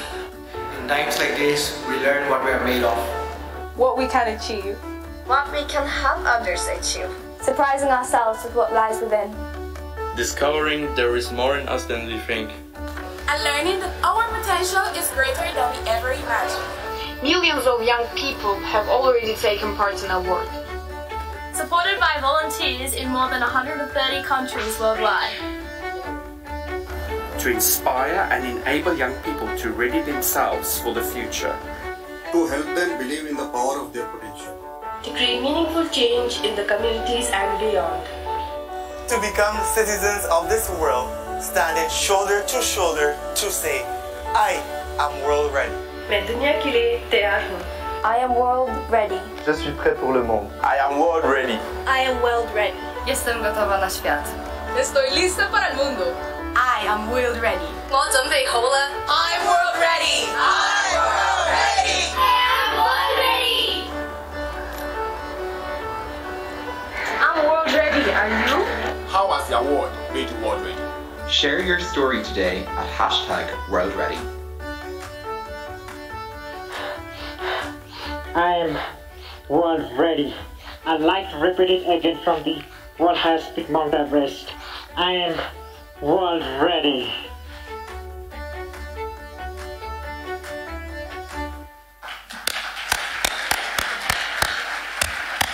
You know, great film, John. But you know, John May is the best sort of Director General. You know, he's a bit like a double espresso. He gives you a kick to get you going, but he still makes you feel good. So, John, let's give him a round of applause, shall we?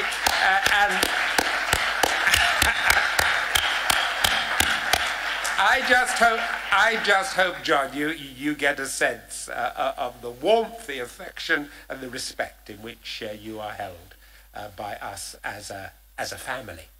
Now, it's business, as I said, but we're going to go now for a coffee. But before we do, there's a piece of business I've got to share with you. We've got an action wall out there. It's an action wall that is actually a very important part of our consultative process. It's a very important part of making of the forum the platform that we want it to be. A platform that really gets us going with actions that we individually commit ourselves to, actions that our award organizations commit themselves to, and stuff that we want others to be doing in the Federation to support us in what we do. So our colleagues in the staff of the family will be out there with pieces of paper. Is that right? And they are going to. Now you can. Some of us do need help with this. It's not just apps that we need help with, and there's a great app, and I just commend that to you. But they're also going to show us how we stick on the wall these pieces of paper, and they're 3 different colours. I just about got that when John May explained it to me very kindly over breakfast. The three pieces of paper, different colours, what you commit to do, what you'd like to see done as an individual, as an NAO, what you want us as an association, as a family to do collectively, and what you want the Federation, the trustees, the Ward House to be doing to support you in what you do. So it's coffee now, but before we do that, don't forget where we are. We're in Ghana. So we've got a call, and I want to have a response. Dear V, are you ready? Hoza, are you ready? One last one. Dear V, are you ready? Coffee. Back in 10 minutes, no, 15 minutes for the important ministerial discussion. 15 minutes exactly.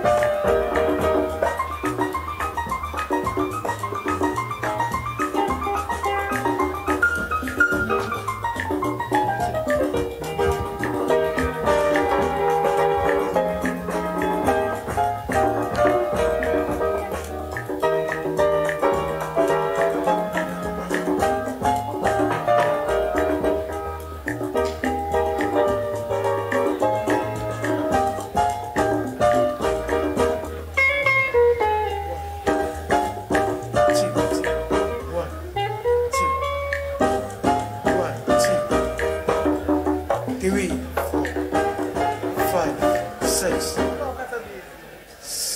7, 8, 9, 10.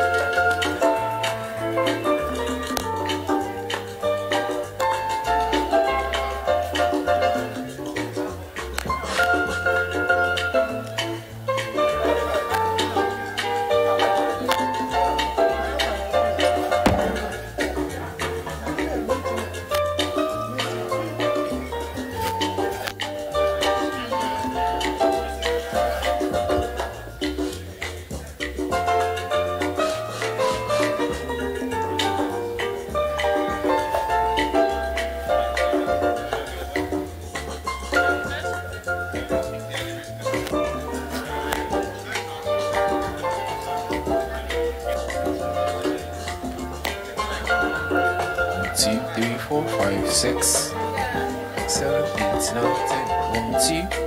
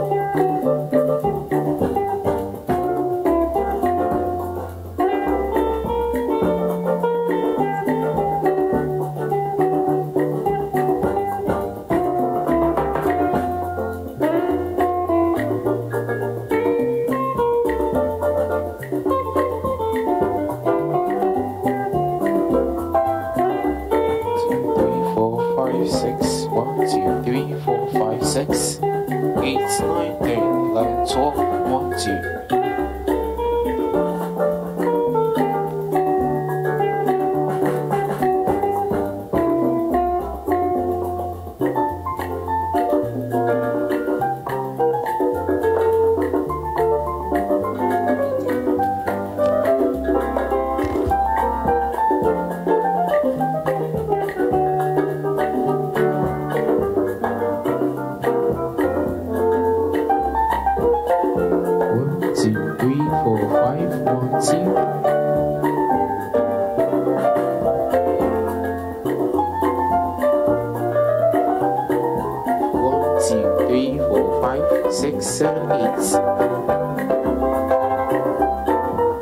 Dynamics check. 1, 2, 3, 4, 5, 6, 7, 8, 9, 10. 1, 2, 3, 4, 5.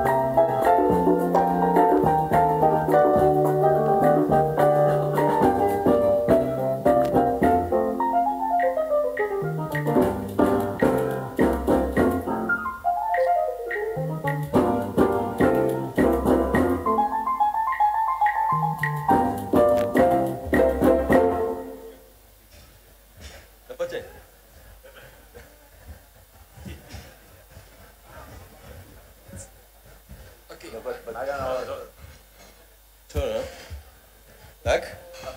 1, 2, 3, 4, 5. Tak. 5, 6, 7, 8. 3, 2, 1. Okay, so you keep these perfect. And we take them to the stage. Stage already. We'll use that twice.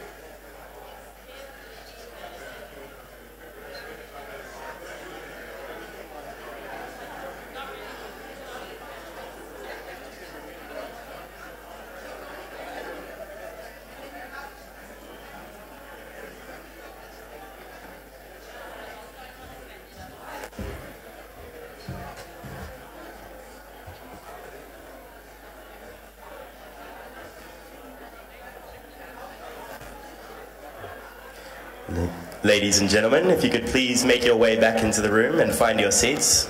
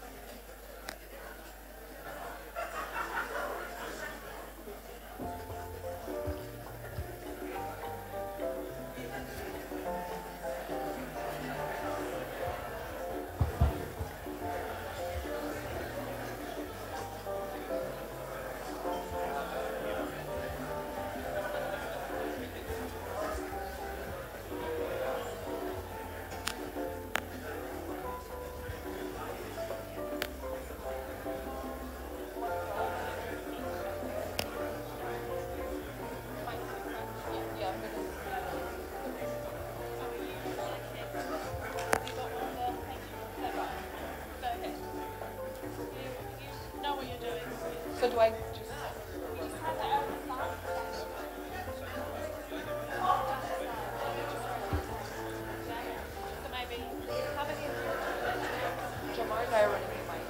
Do you want me to...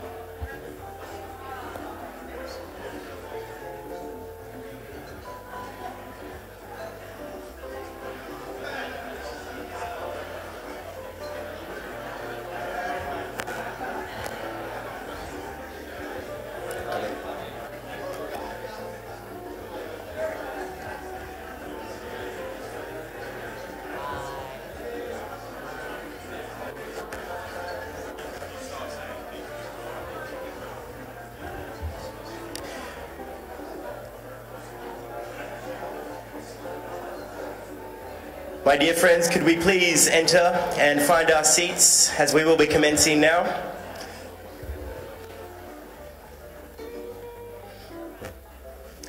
Welcome back, everybody.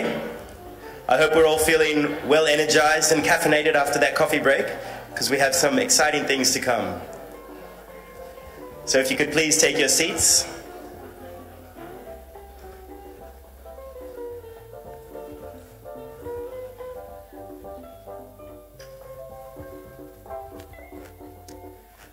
I've seen some great ideas already going up on the World Ready action cards, and I hope to see many more as we go along.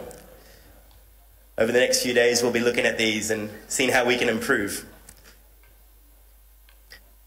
And so, without further ado, please join me in re-welcoming to the stage Lord Paul Boateng.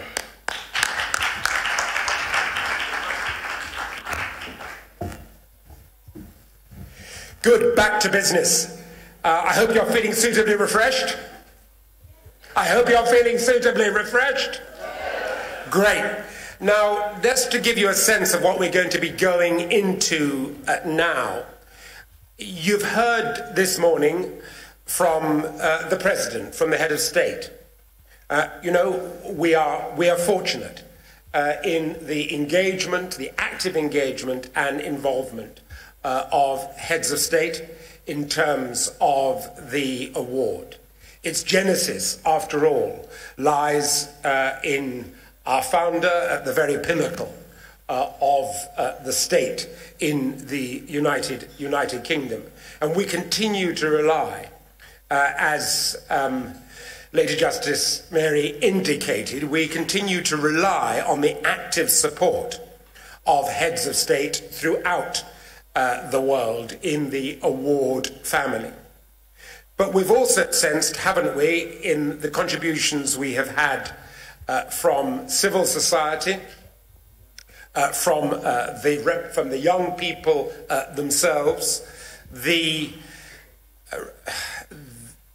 profile that has been given, rightly, to fellows, to the philanthropists, to the corporates who provide the resource that makes all of this possible. The role of the trustees, and His Royal Highness has given you a report of our activity over the past 3 years since Toronto. All of that is absolutely key, but if we are, as we've been challenged to do by John May in terms of our numbers and our reach, if we to achieve those numbers and arrive at that reach, the role and significance of ministries, of those charged in government for youth and community, and the delivery of national visions, that's going to be absolutely key. So this morning, and this particular part of the morning, before we adjourn for lunch, we are going to be party to a panel discussion involving ministers. Some senior ministers from a number of African countries and senior civil servants, policymakers, who are responsible for the delivery of youth services, who are responsible for the development agenda. So their contribution to this plenary, but also, and importantly, your response to them, because we of course have come to hear from the ministers, but they also want to hear from you. And Paul Bell, my fellow trustee, will be, yes, right, stand up, Paul, and let's just see who it is who's going to be doing it. Paul Bell will be moderating a discussion when they are all with us amongst the ministers themselves. And it's an important discussion, and we want you not just to get a number of takeaways from it, but also, and importantly, to make a number of contributions to it. The context, of course, for all of that is the work that we've been doing, and I'm not going to go into it in great detail now, it will emerge in the course of our time together. It's the work that we have been doing since Toronto as your International Council. We've been building on those documents, the memorandum of understanding being at the heart of what we do. We've been building on the memorandum of understanding as His Royal Highness indicated to you over those 3 years, developing the International Council as a consultative mechanism. You've been sharing with us your experiences within the Asia-Pacific, within Africa, within EMAS, within the Americas. We've heard from Africa and seen in Nigeria, just to mention a big neighbor of Ghana's, the way in which there's been a quite remarkable growth in state and national schools. We've seen in EMAS the way that, if you take Gibraltar as an example, the way in which partnerships, collaborations have been working there. We've seen in the United States, with Passion for Purpose, a good model of engaging alumni. And we've seen in Asia Pacific the incredible success story of Indonesia, with an association making itself fit for purpose and the rebirth there of a new operator. All of those good practices, all of that experience has been shared by and with and through the International Council.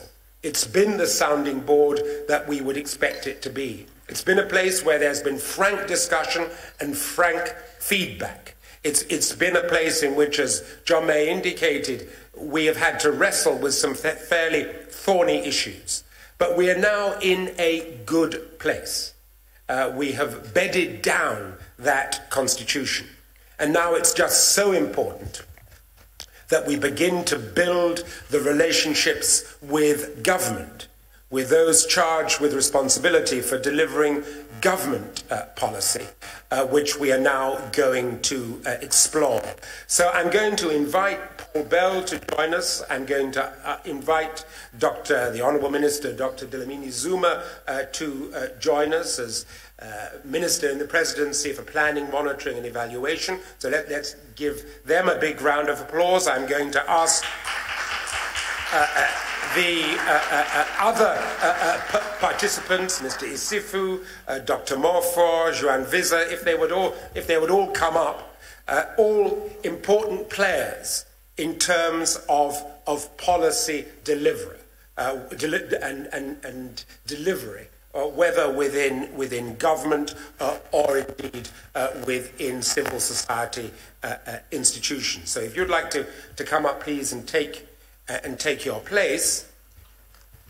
We've got a number of distinguished ministers in the audience. I just want to pay my respects to you and to thank you very much for coming and for being with us. We will go after this into a private ministerial session. But Paul, I'm going to ask you now, please, to moderate this important section of our time together this morning. Paul Bell. Let's give him a round of applause, shall we? Good morning, everybody.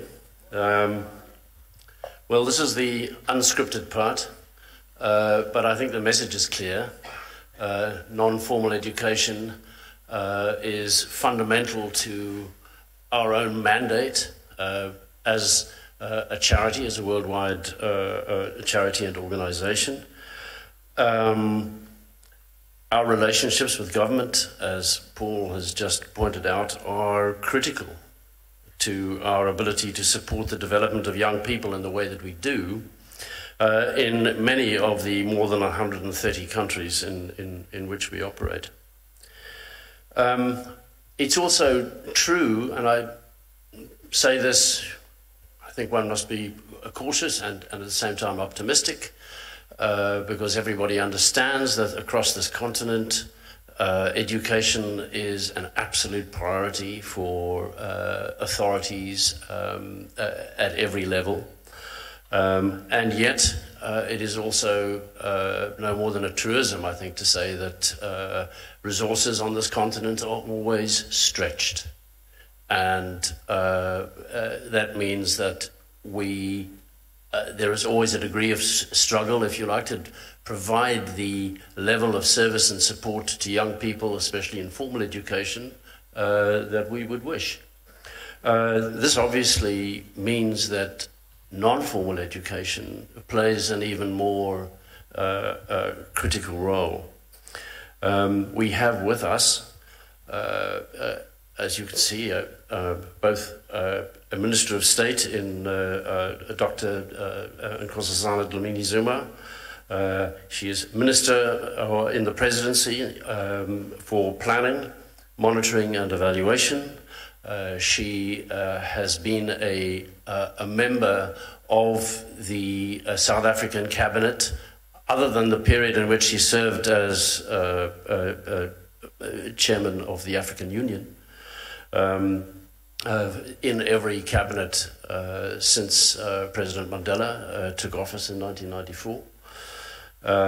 So there are very few people better placed to give us a perspective on these issues. With her is Dr. Diane Achamofor, who is chairperson of our Board of Trustees in the International Award in Cameroon. She too has played a significant role in her own countries, in the administration of her own country, especially in terms of national elections, where she has effectively run the Electoral Commission, which is, again, a critical role. We have Muni Isifu, who is country director in Ghana for the Vaki Foundation, and she will be making an announcement, I think, shortly, which is of real significance to us. And we have Juan Visa, who is regional director in Sub-Saharan Africa for the Cambridge Assessment International. and in a sense representing, if you like, the formal side of education as a technocrat in that space. I'm not going to rattle on for much longer. It's far more important that we hear from our panelists. I suppose the question in my mind is, given that, as I was saying earlier, we see pressure on formal education on this continent, and generally in other parts of the world, how important, therefore, should non-formal education be as an instrument of policy? And I'd like to start by putting that question to Minister Zuma, what perspective she would have on the importance of non-formal versus formal education. Thank you very much, Mr. Bell, and good morning to everyone. I think informal education or non-formal education is very important, whether you do have resources for formal education or not. And I think it's something that starts before you even go to school, in my view. If we are to encourage parents, grandparents, everyone to understand that. Secondly, when you do go to school, you get bombarded with information, but there are things that you don't really learn through the classroom. You learn through interaction with various people, with various situations, with your community. Sometimes people would say about a person, he's very brilliant in class, but he's not streetwise. Basically just meaning that he hasn't really embraced or been very much steeped in non-formal education. Because the non-formal education, in my view, is the one that builds your inner strength. It's the one that builds your character in a way. And it's the one that builds your focus in life. But also, it's the one that teaches you to interact with your surroundings, your environment, your other people. And in a way, it also teaches you compassion towards other people. Indeed, indeed. And I think those are the things that you need in life over and above what you get taught in school. But we have seen also with the new technologies and so on that most of the young people who innovate don't innovate necessarily from what they've learned in class, but what they've learned in non-formal education. So I think it's a very important aspect before, during, and even after your formal education. So let me put the question then to the panel, and I'll actually flip to, if you like, the expert side, and ask you, Winnie, whether you think there is sufficient policy emphasis in government on non-formal education at this stage. Hello, thank you for the question. Maybe my examples will mainly be from Ghana because it's Ghana that I live in and more familiar with. So I think that in Ghana, government has made some efforts towards really supporting non-formal education. And then we have a non-formal education division that was set up. But what happens is that there's a lot, non-formal education sometimes is a bit difficult to define what it is. So you would find that different ministries and different sectors across governments or across the nation do little bits and pieces of non-formal education. So for the official non-formal education division we have, their mandate is to mainly eradicate illiteracy.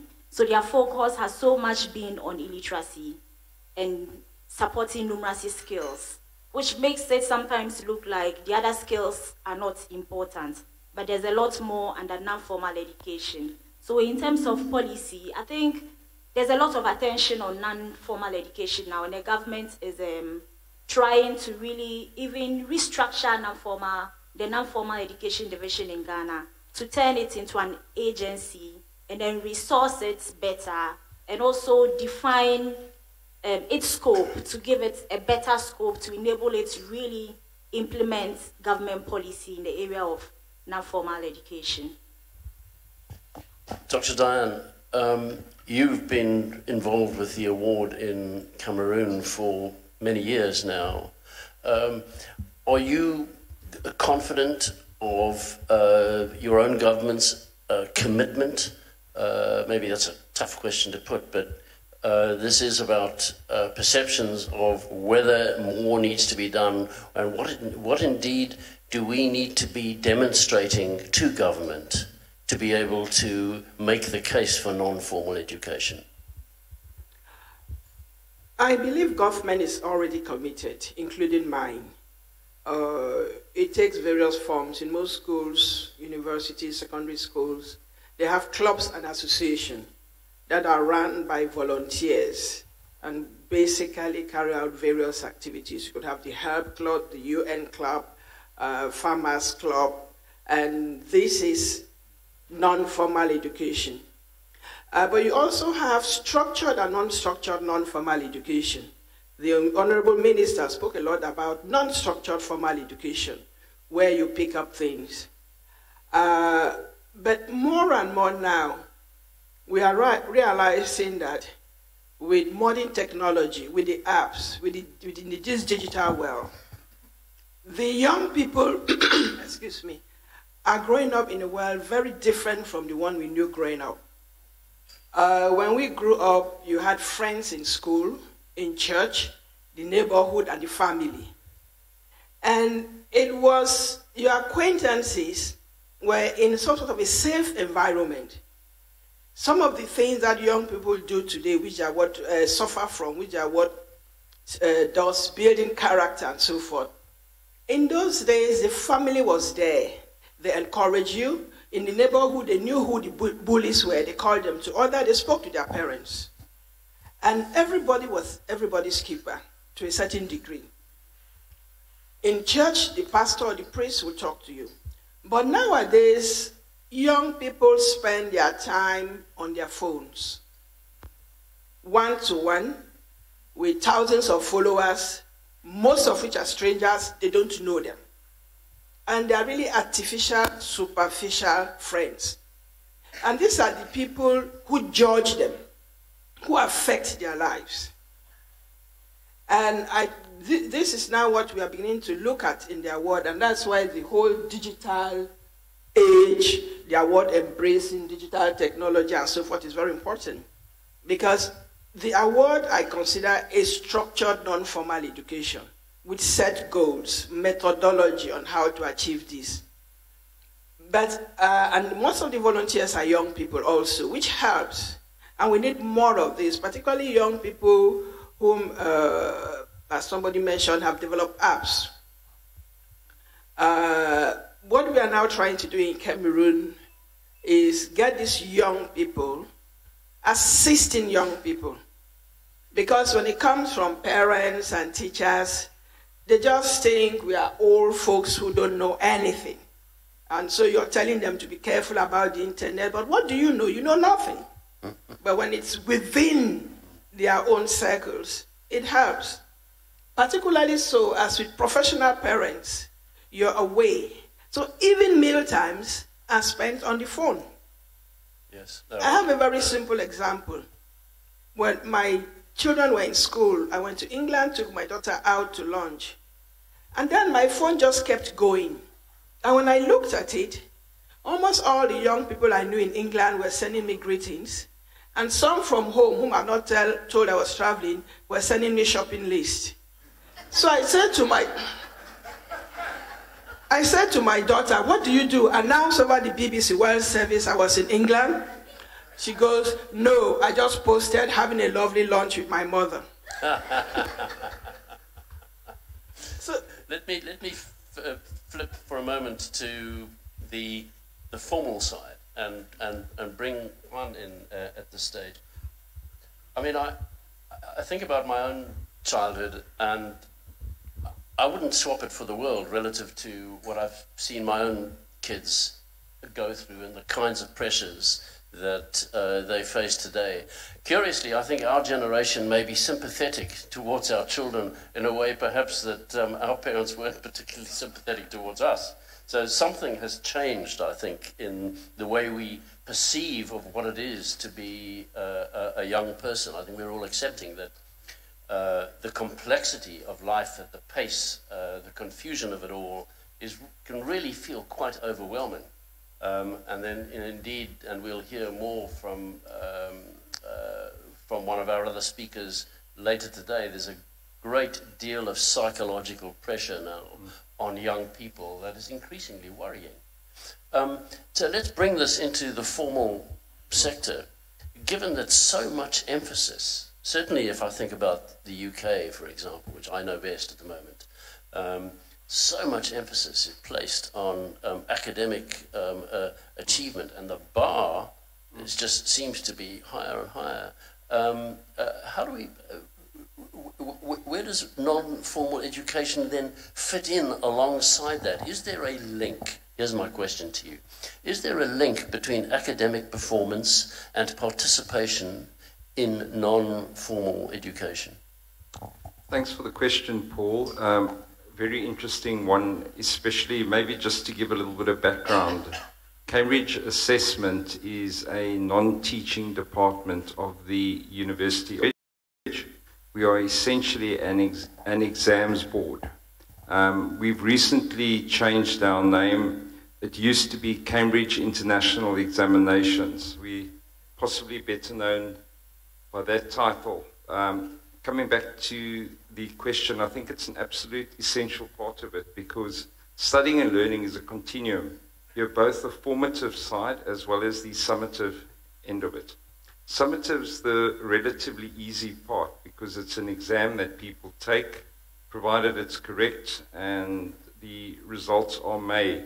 Performance can be shown. But how do you show the formative side? That is really tough. And I think especially for an organization like yourselves, to be able to get recognition of non-traditional types of learning.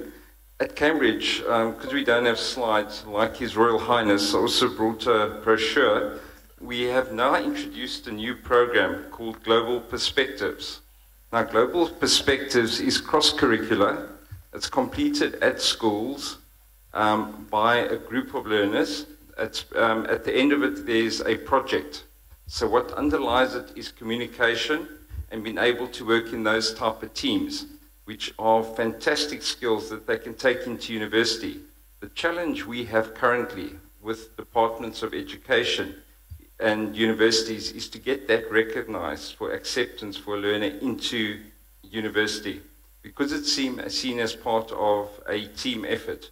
Certainly when I did my MBA, some of the work that we did, or some of my assessment, was done by syndicate work. And I probably learned more from people in those syndicate groups than I possibly did from the lecturer. So it's a tough question for an exams board, because ultimately it's the exam that counts. But during our, the way we create our curricula, we build in that there is formative learning at the same time that is able to carry through, and especially that learners become engaged, reflective, that they understand that one subject passes over to other areas. So that's very important to Cambridge to build that in. And again, success at university also depends on learners that have got the ability or understand the need to apply something known as metacognition. So they learn from their own learning. I think the award is a fantastic way that young people can learn how they learn. So we certainly try and build that into our ethos, that our learners are reflective, that they look at that. So from the formative side of it, they're able to then carry that over to the summative end and take it forward. But it is a big challenge actually getting recognition from governments for this formal type of study that is taking place all the time. If we think about ourselves as a species, it's only a very, very small chunk of time where we've actually had formal institutions and actually sat down and done exams. Prior to that, it was all formative. You would not want to have a doctor operate on you that has not done an internship. So I think it's essential to understand that formative assessment is core to what everybody does. Lawyers have articles, etc. Minister, if I may come back to you.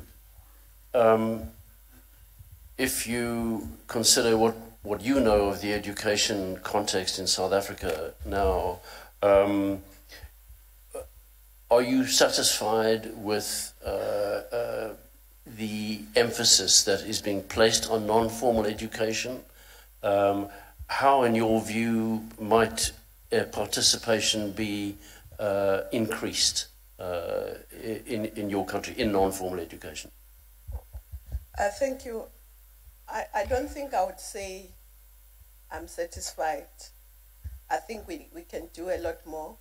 There is work being done, but it's more around kids who have left school and youth community service, for instance, which does a lot of, is based really on non-formal education. But that comes after. There isn't enough emphasis before. There are organizations, because this program is good, but it hasn't reached many kids. There are other programs like Girl Guides, Scouts, and so on, which I think also do a lot of good work in non-formal education. And I think we, as governments, maybe need to think a lot more about how we infuse that, especially now, because as my sister here was saying, the kids now have a tendency of just actually being alone, thinking they are communicating through this. And sometimes you see a couple sitting in a restaurant, they've taken each other out, but they are both going like this, and there's no real communication. We thought that just happened in Europe, ma'am. So I think it's very important, because nothing should replace human-to-human communication. Just as we embrace ICT, we are going to we are embracing the 4th Industrial Revolution, but we must also remember that even that needs the creativity of human beings. So it's very important, even in social formation, forming your social norms and mores, and communication is very important. Because in the space of digital communication, there is no social filter. You write anything, which when you say to the kid, but why did you write this? They didn't think. They were just, because there's no eyes looking at you, there's no one looking at you so that you think about what you're going to say. You're just saying. And we know that even employers now go back to your Facebook and all that when they are trying to look at you. So it's very important to say, embrace the digital, but the non-formal, which does involve a lot of interaction with human beings. Yes. So I think we need to stress that in our policies and try and put some resources to that kind of non-formal. And I think it also helps you in your formal, in my view, in your normal education. Well, that's what I was sort of driving at. I think ultimately we're looking to see whether it is possible to demonstrate, that there actually is a connection, that, the better your non-formal participation in non-formal education activities is, the more it stimulates your performance in the academic sphere. That's quite correct. We see it very often on the sports field. People that they're playing the sport because they enjoy what they are doing, and often that reflects back into academic performance. But again, recognizing that formally on the part of employers. So somebody that has done your gold award, how does that translate? So again, more people that understand about the Duke of Edinburgh Forum. Cambridge's involvement was with 3 countries, Indonesia, Spain, and Egypt. And this was quite recent, but we also see it as part of a synergy between our organizations. Congratulations on your new tag, World Ready. Ours is Ready for the World. So very, very similar type of thinking. So taking that forward, we are absolutely delighted that Indonesia will soon get an operator. And I think the next foray within sub-Saharan Africa will be looking very closely at Botswana. As far as Cambridge goes, we've got over 900 schools, and those that are not yet involved would absolutely jump at this opportunity. But I think it's not always, is it something that's going to get me into university or work? The way it equips that person actually is reflected by them. So I think a lot of that will shine through, and employers will know that. You've touched on something that I've discovered for the first time in listening to my colleague Peter Kay from Australia yesterday, and he spoke about the strategic triangle that they have now put in place as a strategy to drive non-formal education and the uptake of it, where they're focusing on employers, universities, and sports organizations, and persuading them it's begun, they're in the early stages, but the uptake is looking very encouraging, persuading them to ask of those young people who are applying to join their organizations, have you participated in the award? So we're starting now to see the creation of a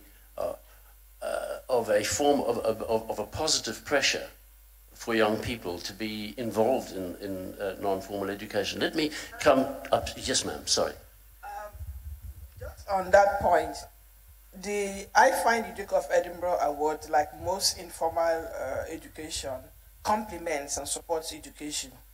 With the award in particular, where young people are challenging themselves, the discipline they develop from doing the award, they transpose that to the academic work in school. Like the young man who spoke to us, they testified today, you also find that in school. There's a great transformation between before and after the award. Also for Cameroon, and I guess a number of developing countries, the award comes in to fill a gap that this educational system cannot fulfill. Because if you look at the objectives of education, I was also a lecturer at some part in my life in university. If you look at the objectives, the purpose of education, these aims have not been attained by the school systems because the means are not there. And quite often, you just find that the students are acquiring knowledge for knowledge's sake. There is lack of utility in the education they are getting in the formal sectors. So the informal education complements that. I just wanted to add this point.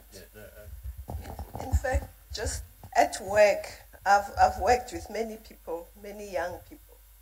I find that the young people who have something else other than their profession, who do something else either in the community or in sports or somewhere, are actually more productive, even at work, than those who just come 8 and then 4, they go home every day, every week. So this kind of non-formal education that's lifelong even reflects, in my view, at work in your productivity. Indeed. Muni, over to you, because I think first of all you want to talk about the new development between the Vaki Foundation and ourselves. So perhaps you could just tell our audience that. So the Vaki Foundation is very delighted to announce that the Duke of Edinburgh is in International Award would be coming on board as an organizational partner for the Global Education and Skills Forum, which is organized in Dubai every year.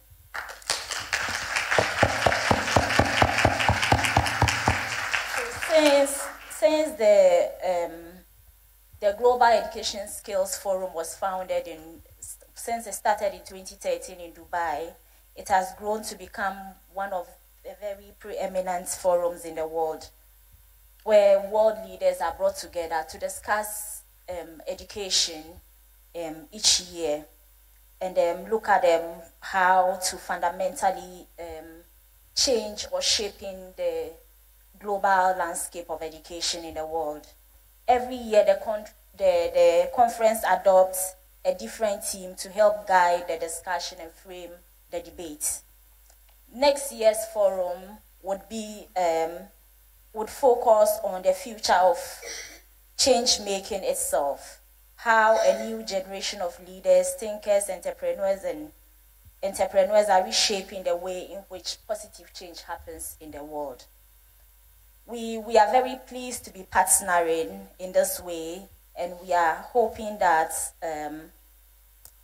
this partnership is going to really help us even add give more prominence to the Global Education Skills Forum that we organize each year.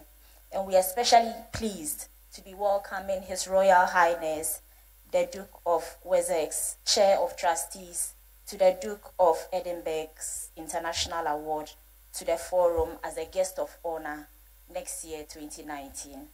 Thanks very much.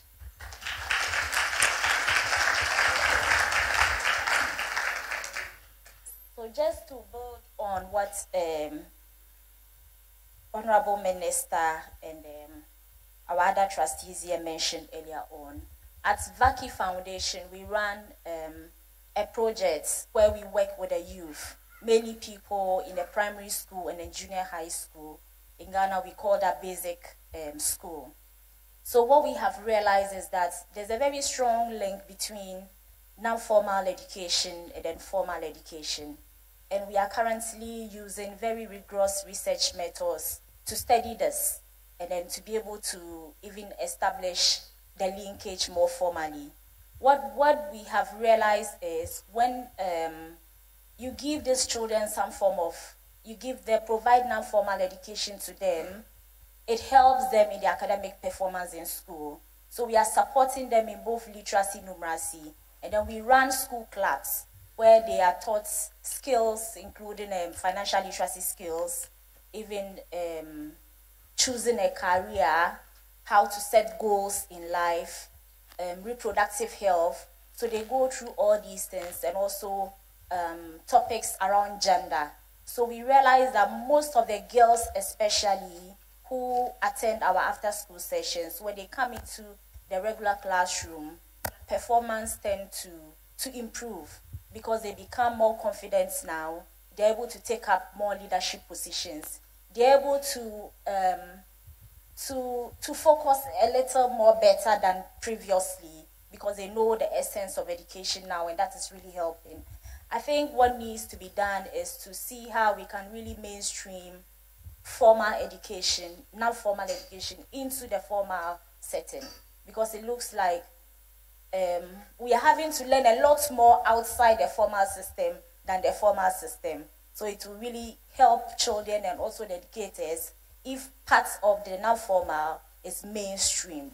What we also found out is that in most of the areas that we work in, you would find that at a point the children or the youth tend to have a lot more skills, even non-formal skills, better than the teachers themselves who educate them. And then so there's a kind of disconnect. So I think that when we are looking at these in terms of policy and implementation, we should also be looking at how we equip those that are supposed to be equipping these young children to make sure that they also have the right skills in the first place to be able to teach the kind of children we have today. I think a lot has been said about the kind of children we have today and the kind of skills they're already exhibiting. So if they have educators who do not have those skills, it becomes difficult for them to be on the same level.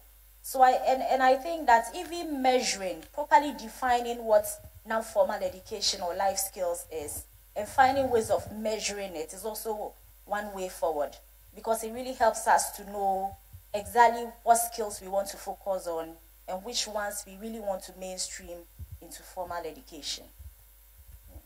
Thank you. I'm going to take pity on myself for a moment and say, you know, most good panel discussions and so on are driven by a degree of controversy. There's really very little controversy about this subject. I think everybody agrees that non-formal education is absolutely fundamental. Question is, what more do we have to do? One of the things where I think the award is making up some very important ground is in developing the tools that enable us to demonstrate what we call social value. And indeed, at this forum, I think we will be seeing some of the early product of that work. But it is that value, that utility that you were talking about earlier, Dr. Diane, which I think we have to do, we know we have to get better, because as part of the argument that we have to make to those who support us in different ways, either through funding or volunteering or the various resources that non-formal education depends on. We have to make the case for that increasingly. And indeed, as you will know as a minister, Doctor, whenever you apply to government for funding and support, these days you have to make a rigorous case. You have to be able to show the impacts, the outcomes, etc. So we are in the foothills of this, but I'm happy to say that from what we can see, we're making progress in developing those tools. Just a point. What's important is possibly to start even marketing this concept to people that are younger. They need to start getting interested at around about the age of 10, that I'd like to be involved in this, and almost work on a pull strategy. So you let employers know about this, universities, etc. So I must be honest, until a few months back, I knew about the award, and I knew it was operated in countries, but although I've been in education since 2001, I didn't know terribly much about it. And I am delighted and really enthusiastic about getting Cambridge more involved. And the good news about this is if it's not that well known out there, if you can raise the profile, you will be inundated. I cannot understand why any one of the 900 odd schools that are registered with Cambridge would not want to be involved in this. In some instances, we are working with ministries in countries like Namibia, Botswana, Swaziland, Lesotho, and we should be able to open doors there to government schools as well. So thank you for the valuable work that everybody does here. It's exciting. Thank you. And I'm not quite sure how we're doing for time, but I thought that was precisely my intent, Chair. At this stage, I think because we've probably got about 10 minutes or so, 10 minutes. Can I invite questions to our panelists from the audience? Sir.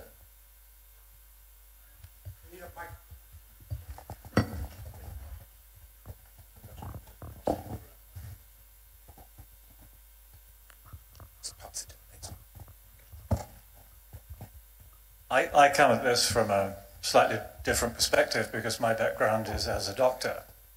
And one concrete example, if you like, of the value of non-formal education is that we now have a problem in postgraduate surgical education which is that young doctors coming through lack craft skills.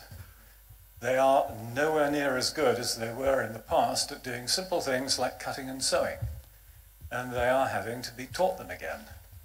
Now, these were the sorts of things that as kids we took for granted.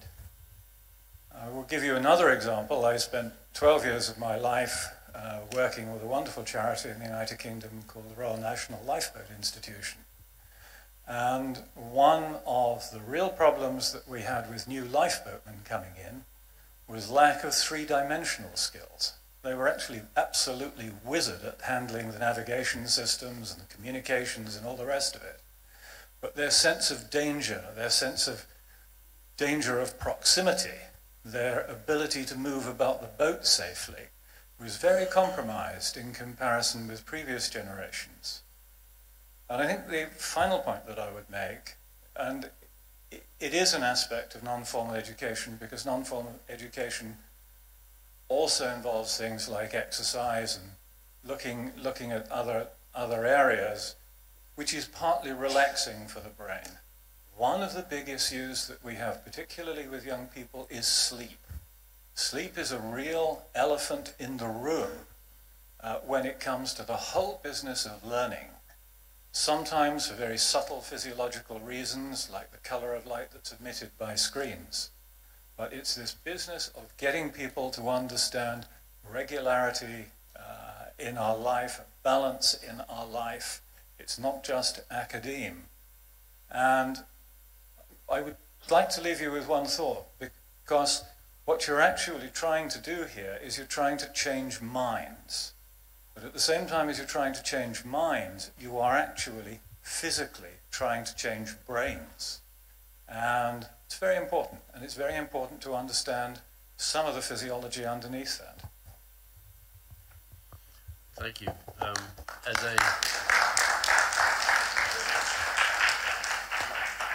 You can keep that one down there for other. Yes, as a communicator, so I would completely agree with your proposition. We're trying to change minds.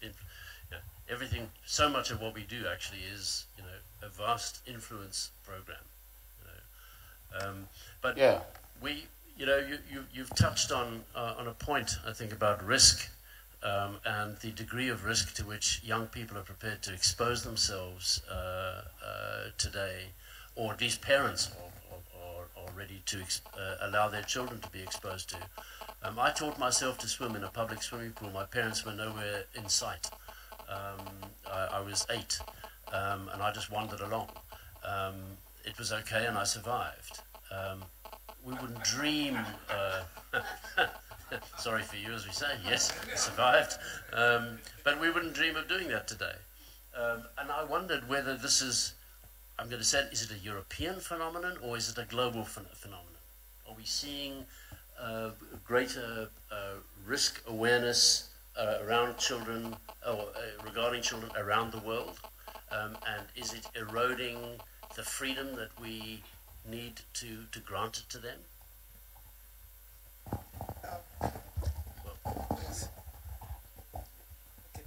I think it's a world phenomenon. I often feel sorry for young people today, because we used to walk to visit friends, or just walk, go for a stroll. But nowadays, as the world evolved, I don't know, but it looks as if the world has become a more dangerous place, and most parents are scared. So the children really don't have that freedom. However, in African villages, fortunately, they still have that freedom. But my experience is that parents are more risk adverse today, because the world seems to be becoming a more dangerous place. We need to bring a bit of that African village culture back into mainstream life. If I can just add on to that, to go back to what he said, exposing them to the screens and so forth. What I would really like us, I don't know if this is okay, is what can we as an award do about this? And in this area, I have a couple of thoughts. First of all, to tailor our awards to include the digital criterion at all levels. and get the young people working with other young people to be aware of the risk of what they do on the internet. Because it's not just social risk, but even academic risk. Anybody can write any article on the internet and claim it's scientific truth. And then you go and read it and you use that in school. And it is not scientific truth. Anybody, they even write lies. What I would say, the real fake news. And people absorb it. So I think that awareness, because if we are training them for the future, if we are training them for life, this is the life they are going to live. So our programs have to take that into consideration. Because when I look at all of us sitting here and talking, is it going to come a point where instead of sitting here as we are in Accra, we'll all be sitting in front of our telephones and holding this conference? Or team exercises will be everybody in their own location participating? These are the sort of things we need to be preparing our young people for, particularly, as I said, in my part of the world and in so many countries, there is a resource gap for education. The resources are not there. And in spite of all the goodwill of government, they cannot really cope with the quality of education they intend to give our young people. That's where we came in, indeed. I think there might have been one more question, or we could probably let's take two. There's going to be a blue and a red in the middle. Let's start with the red in the middle. Yes. It is an absolute honor. Thank you, sir. My name is Nkakari Makudi. I come from the President's Award in South Africa. I would like to emphasize the impact of the award within correctional centers. In South Africa, we've made great strides in utilizing the award as a rehabilitation tool. What I would also like to emphasize is the value thereof in terms of reintegration as well as diversion of youth.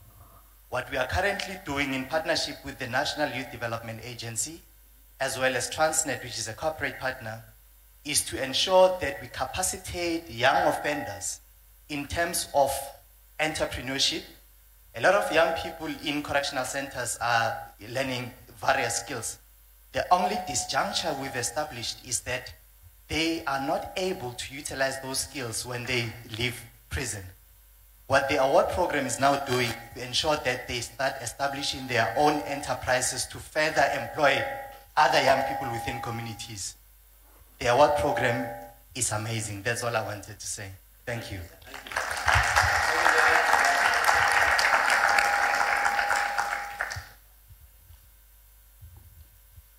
You can have this. Hi, my name is Baveli Lehlongwa. I am the Deputy Chairperson of the National Youth Development Agency in South Africa.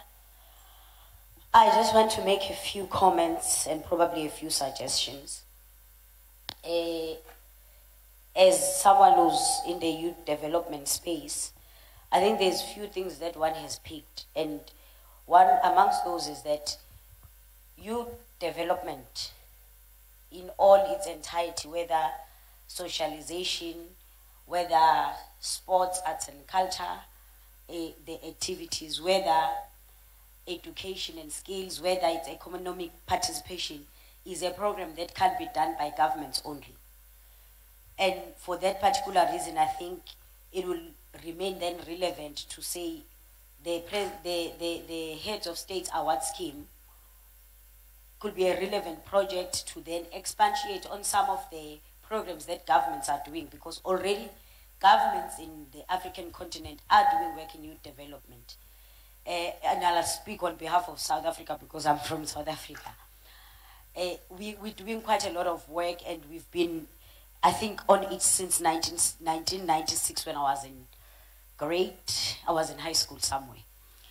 And there's been a lot of strides that have been covered. However, on the social transformation part, that's where we remain with serious problems, and they continue with time. I think the mention of the influence of technology, the introduction of social media, and how young people disengage entirely from the communities that they are in and focus so much in the superficial communities that they end up existing in within their phones is one of the challenges that I think needs us to then pay attention. But then, is there a problem? Is communicating a problem? It's not a problem. Communicating is not a problem. However, what is a problem is that there are gaps within the family unit itself that will cause young people to struggle with simple, basic socialization. As you will have noticed in the past few years, in different countries, we're hearing a lot about gender-based violence, young men being violent against the young women, and so forth. And those are some of the challenges, because we raise kids, all of us, when we're supposed to be all over the world and trying to, fix the countries that we are in, and we literally do not have time to spend with young people and properly teach them some of the things that they cannot be taught in a school curriculum. So the issues of how you interact with other people, the importance of understanding the other gender that the child is not, and which I believe are part of the informal education, are some of the gaps that are there. But what can be done to try and assist the situation is that probably programs like this and traditional authorities, churches can then come together and say, how do we get young people when they are not at school to understand these basics, to have mentors that will assist them understand and approach life differently from what the world is offering through its advanced technology and communication that is available. You've raised some very important points, ma'am, and I think they'll be of particular value to Minister Dlamini Zuma and to Dr. Diane and my colleagues here. I think we have one over there, and then I think we must bring it to a close because time is now running tight. Is it a question or an observation? Thank you. My name is Alexander Nate, former youth rep for the award in Africa, representing the youth of Africa, and of course the first Ghanaian youth to represent the IC on the international world. The first Ghanaian youth, yeah. Sir, one of your the panelists did say something that is really, really important that I want to draw our attention to it concerning non-formal education helping young people to improve their performance, educational performance. I want us to draw our attention to getting some kind of indices, some metrics that when people get enrolled in their ward, we should know, just as Madam Mary or May said, one of the participants joined, she was very shy, but later on she became very, open and very good person. So there need to be that kind of indices so that we can use it to market somewhere. When we're talking about the award, look, this young person, when he joined the award, this is how he was, and now this is how he is. So I think we need to focus on getting some kind of matrices for non-formal education as part of the award program so that we can use it to build our business case when we are selling the award. Thank you. Thank you very much. Chair, I'm not sure how much time there is left. 5 minutes. Sir.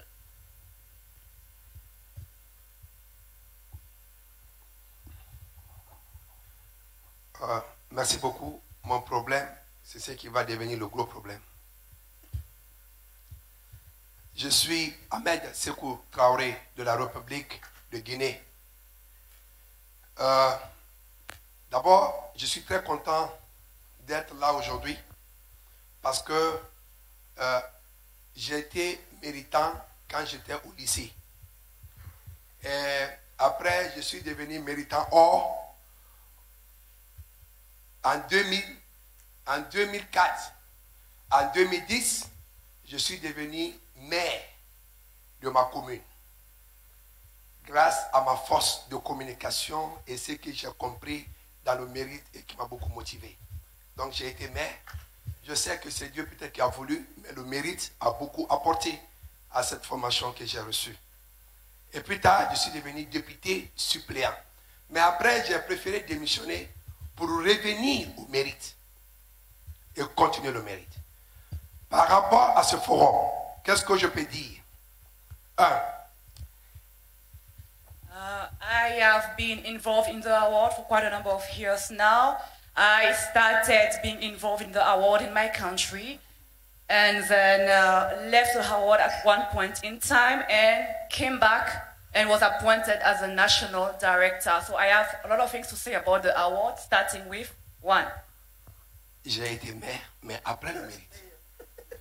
He was also a mayor of, in his country after the award. Donc, aujourd'hui, ce que je peux dire du mérite, c'est que le mérite est vraiment un véritable élément d'éducation pour les jeunes. Indeed, the award is an educational tool for young people. Mais ce qu'il ne faut pas oublier, nous, dans notre compréhension du mérite, c'est donner un autre élément, donc une deuxième opportunité comme chance aux jeunes, c'est-à-dire qu'il peut apprendre et utiliser pendant son parcours. Par exemple, la musique ou un instrument de travail.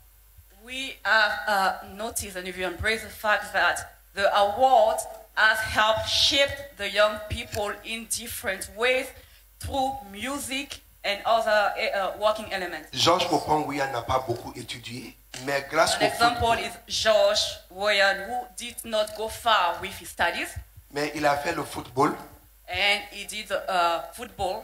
il a été un grand champion, He became a champion. il a eu l'argent. He got some financial Maintenant, benefits il out est of parti it. pour la politique. Il est devenu président de la République. And he joined the politics and became a president of the republic. Donc, George Weah est un instrument de... We are limited for time. Is there a question?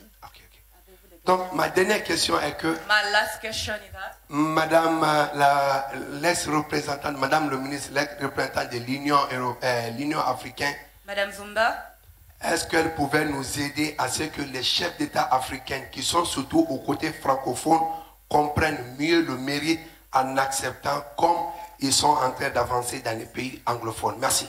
Madame Zuma, I would like to ask you a question because you've been actively involved in the award in your country. Are you able now to use your same position to champion other African francophone countries, especially in the government, so that we can grow the award worldwide? Thank you.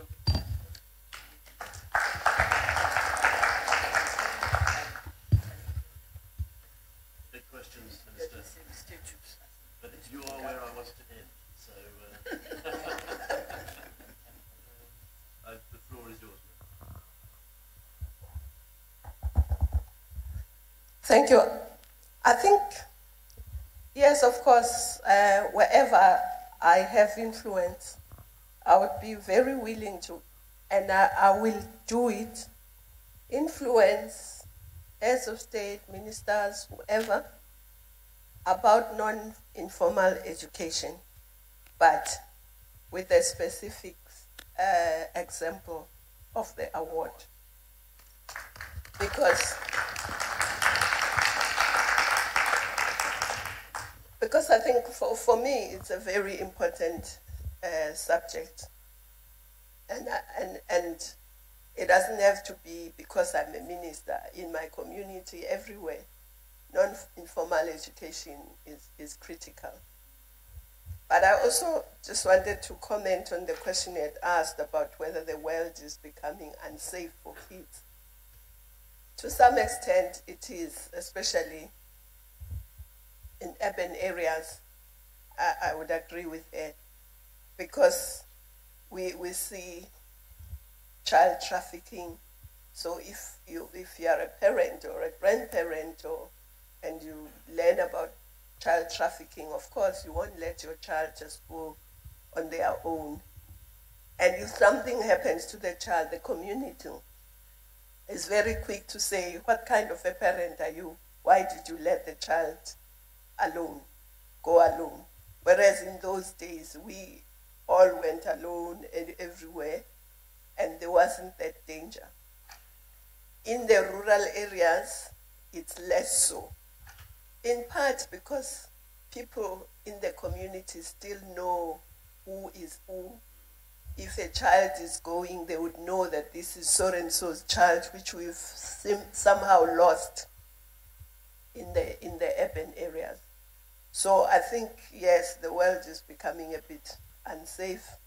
But it's upon all of us to include the safety of kids in the non-informal education as well. Thank you, ma'am. It does strike me that the way we think about and design non-formal education, certainly in as much as I've seen through the prism of the award, brings my own childhood back closer. And that was a happy time. And so, you know, I didn't need, when I was growing up, the sorts of structured approach to non-formal education. It was there, it was on my doorstep, it was in the way we lived. That is less so now, which makes the importance of what the award and non-formal education generally even more important. I have little more to add, I think, than merely to thank all of you for your time. You've come a long way, and this has been a very important trip that you've made. From our perspective, we've been very grateful to have you here and to have your participation in this. So thank you very much indeed.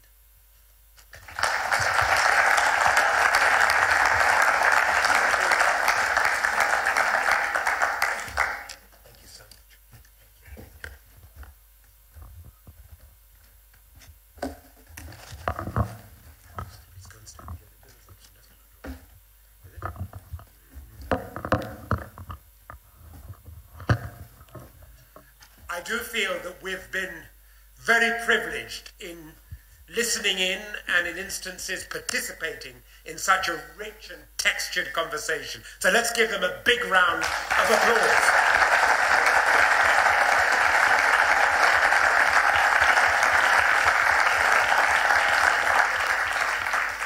The good news is that all of that conversation was captured on film. And I think it's going to provide us with a massive resource going forward. So a huge thank you to Dr. Delemi Zuma, to Dr. Mofau, to Joan Vize, and to Muni Yusufu, because just capturing a number of the things that they said, taking them and then using them to help the process of transforming our thinking in this area. And then to hear that, yes, we were changing minds, but structurally, brains were being changed too. That was a very, very powerful thought. And thank you for sharing that with us. And it gives us a real introduction in many ways, making that connection as the background to our next speaker. Because we're very privileged to have with us Dr. Schweitzer, Dr. Suzanne Schweitzer, who is from the Institute of Cognitive Neuroscience at University College London. And we're lucky to have her. We're looking forward to hearing what she is going to say.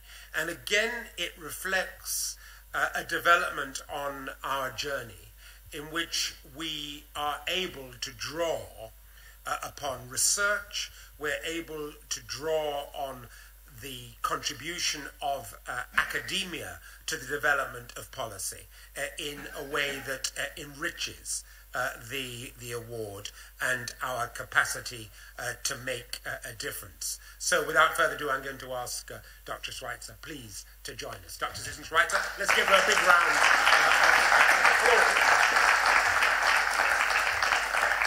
Thank you very much.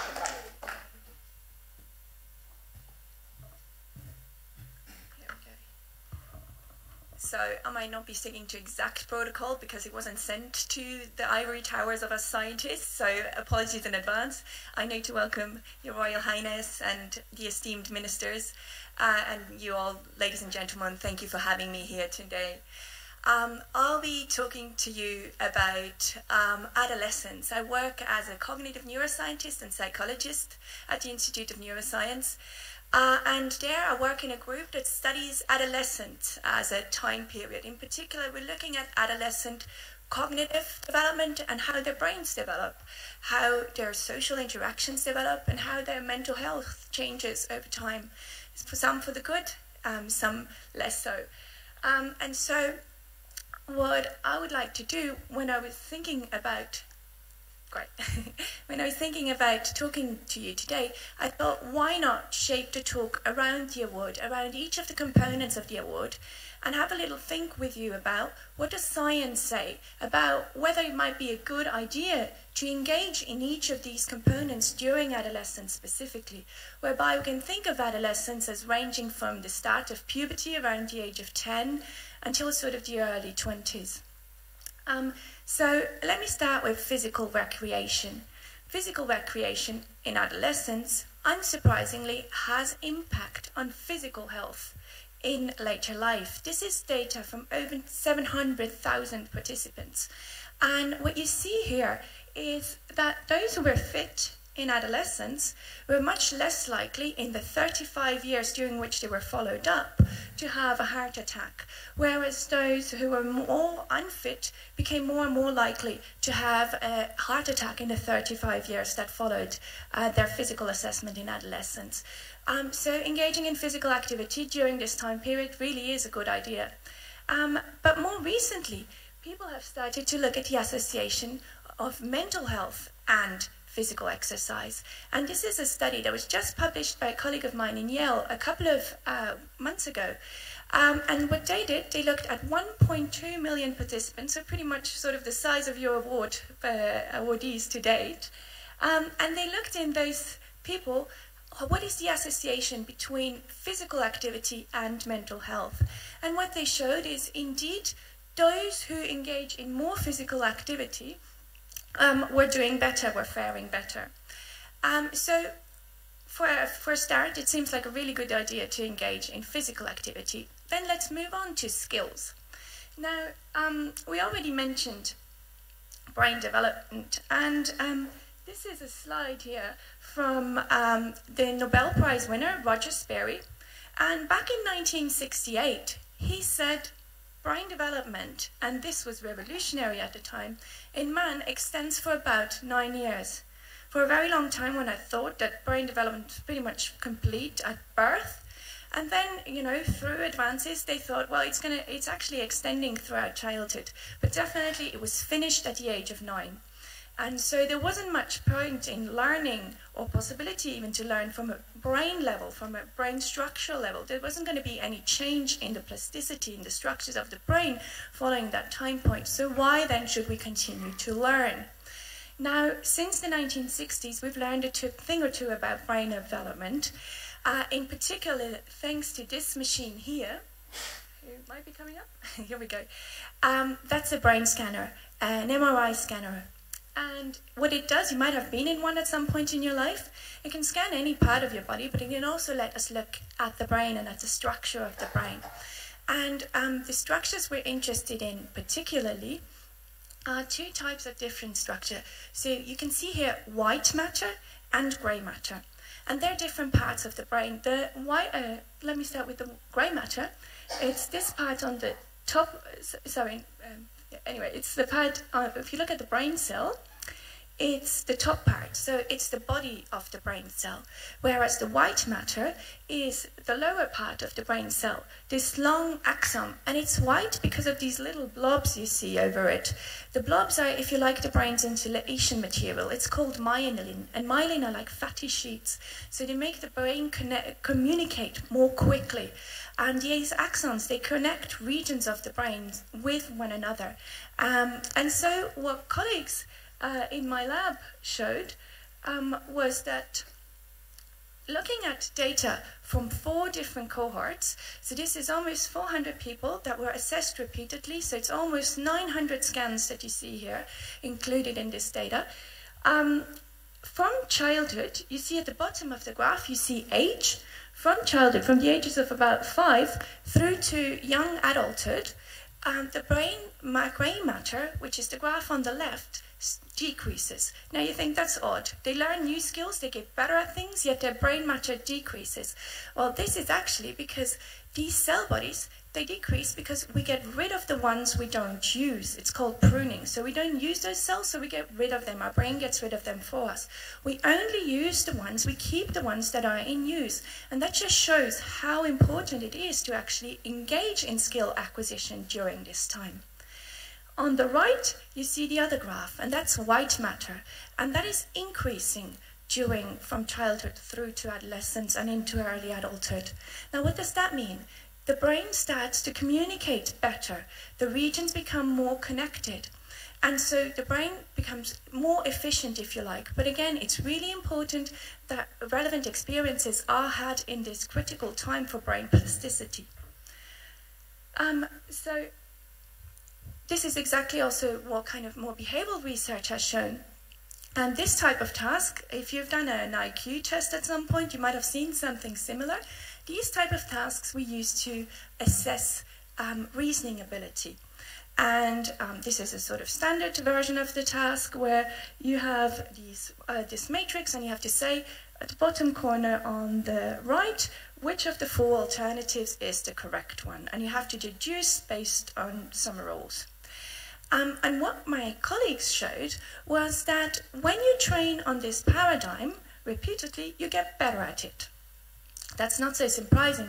But what they showed is when comparing adolescents through to young adults, especially adolescents, later in adolescence, were really good at learning this new task. So brain development is not complete. Brain development is very much happening during this phase of life, and skill acquisition can happen very readily.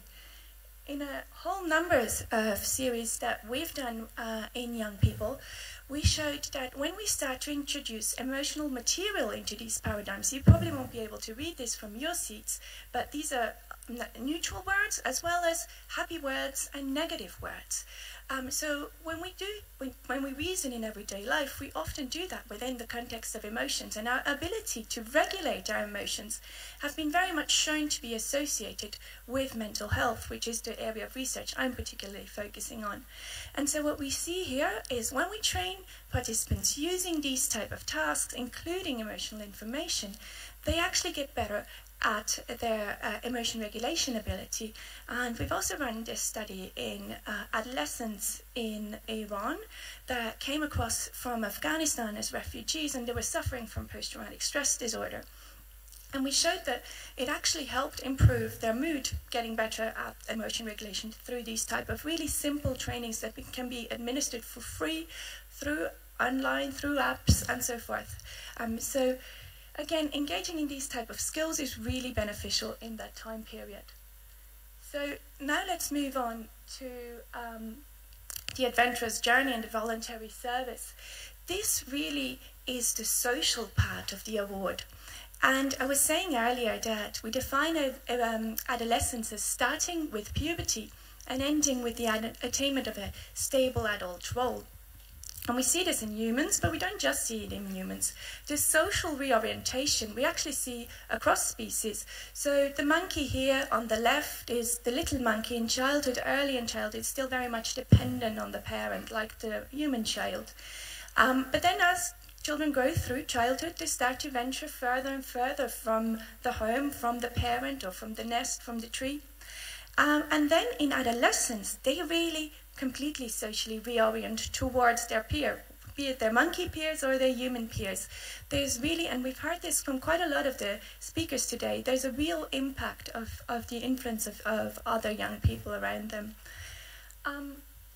So when you think about, something happened with the slides, I'm sorry. When you think about the adolescence as the attainment of a stable adult role, you might have immediately thought, well, actually, the attainment of a stable adult role will vary greatly across cultures. So is this definition valid really cross-culturally? In some societies, children are expected to marry as soon as they're of childbearing age and indeed have children, or they're expected to adopt a work role very, very early in development. So do they still have adolescence, or is their adolescence cut short or even inexistent? Now this data here is data from 13 different countries. And it's data including very individualistic Western countries, but also collectivistic countries across continents, including Asian countries, including African countries, as well as European and American countries. And what you see here, the pattern of behavior, of adolescent behavior, here what you see plotted is sensation seeking. So this drive to get new experiences, to engage in risky behavior, that increases throughout adolescence, starting at the age of 10, here marked in sort of the purple square, and it peaks at about the age of 19 and then steadily drops off in adulthood. So adolescence seems to be present across cultures. We also know another common adolescent behavior, drinking. We looked at this, and when adolescents are alone, without other participants, they actually drink just as much or for as long as adults. However, when they're with their peers, the picture looks very different. And you'll be surprised to see maybe that these weren't human participants, they were actually mice. And so even adolescent mice drink more when they're with their peers. So it's not just across cultures, but it's really across species that we see this influence, this social influence of our friends. And so we also looked at risk-taking behavior. And when you want to study these type of behaviors, it's really difficult to do so in the lab. And so what we try to do is to design experimental paradigms that mirror the behavior that's actually happening in real life. And this is work from Larry Steinberg in the States, who designed this stop signal task. Now, the task is very simple. It's a driving task. You're supposed to drive through the course as quickly as possible. Then you win as many points as possible. You can drive through red lights that appear every now and then. You're quicker if you do, but sometimes you crash if you do, and that's going to cost you a lot of points. Now, if we look at what happens when participants are alone, no more crashes in young adolescents, mid to late adolescents than compared to adults. However, when they bring two of their friends to the lab to watch them perform the task, the picture looks slightly different.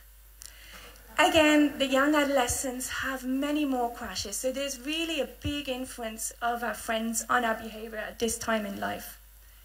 There's also, we've also been interested in looking at the influence of social information on risk perception, and this in the context of the award is important again because they're not just exposed to their peer during the award, but also they have an adult mentor. So what we wanted to know is, does the risk perception change depending on getting information about what others think about these risky behaviors? So it would be behaviors like, for example, crossing the street at a red light. They were asked to rate how risky they thought that was. Then they would see a rating from either adolescents or adults, and it changed from trial to trial. And then they would be asked to rate the riskiness of the behavior again. What we're interested in to see if at all their second behavior changed from the first depending on these two different sources of influence. Now, what do we find? If you look at this graph here, let me just briefly talk you through it. The middle line, the line at the 0, means they weren't influenced by either adults or adolescents. If they have a bar on the lower end of the graph, they're more influenced by the adult rating. If they're influenced more by adolescents, they have a bar in the higher top part of the graph. Now, if we look at the ratings in children, as well as older adolescents and adults, they are more influenced by adult ratings. The sort of mid to late adolescents, they know best. They're sticking to their guns. They're not really influenced by either, because this is not significant, so it doesn't have a little star, so it means they weren't significantly more influenced by one or the other. However, the young adolescents, again, are influenced much more by their peers. So is it a good idea then to have them engage in these activities with their peers? Well, yes, arguably it is when it's within a sort of guided, protected context, and especially this pertains to when we look at, we did the same task looking at pro-social behavior. What does pro-social behavior mean? It's just any behavior that benefits another. And so we would ask them things like, how likely are you to raise money for charity? And then they would give ratings, again from adults or adolescents, about how likely they were, and they were asked again whether they changed their rating. And so what we see here is that it didn't matter who gave the rating, it didn't matter from whom they heard that they were likely to engage in prosocial behaviours.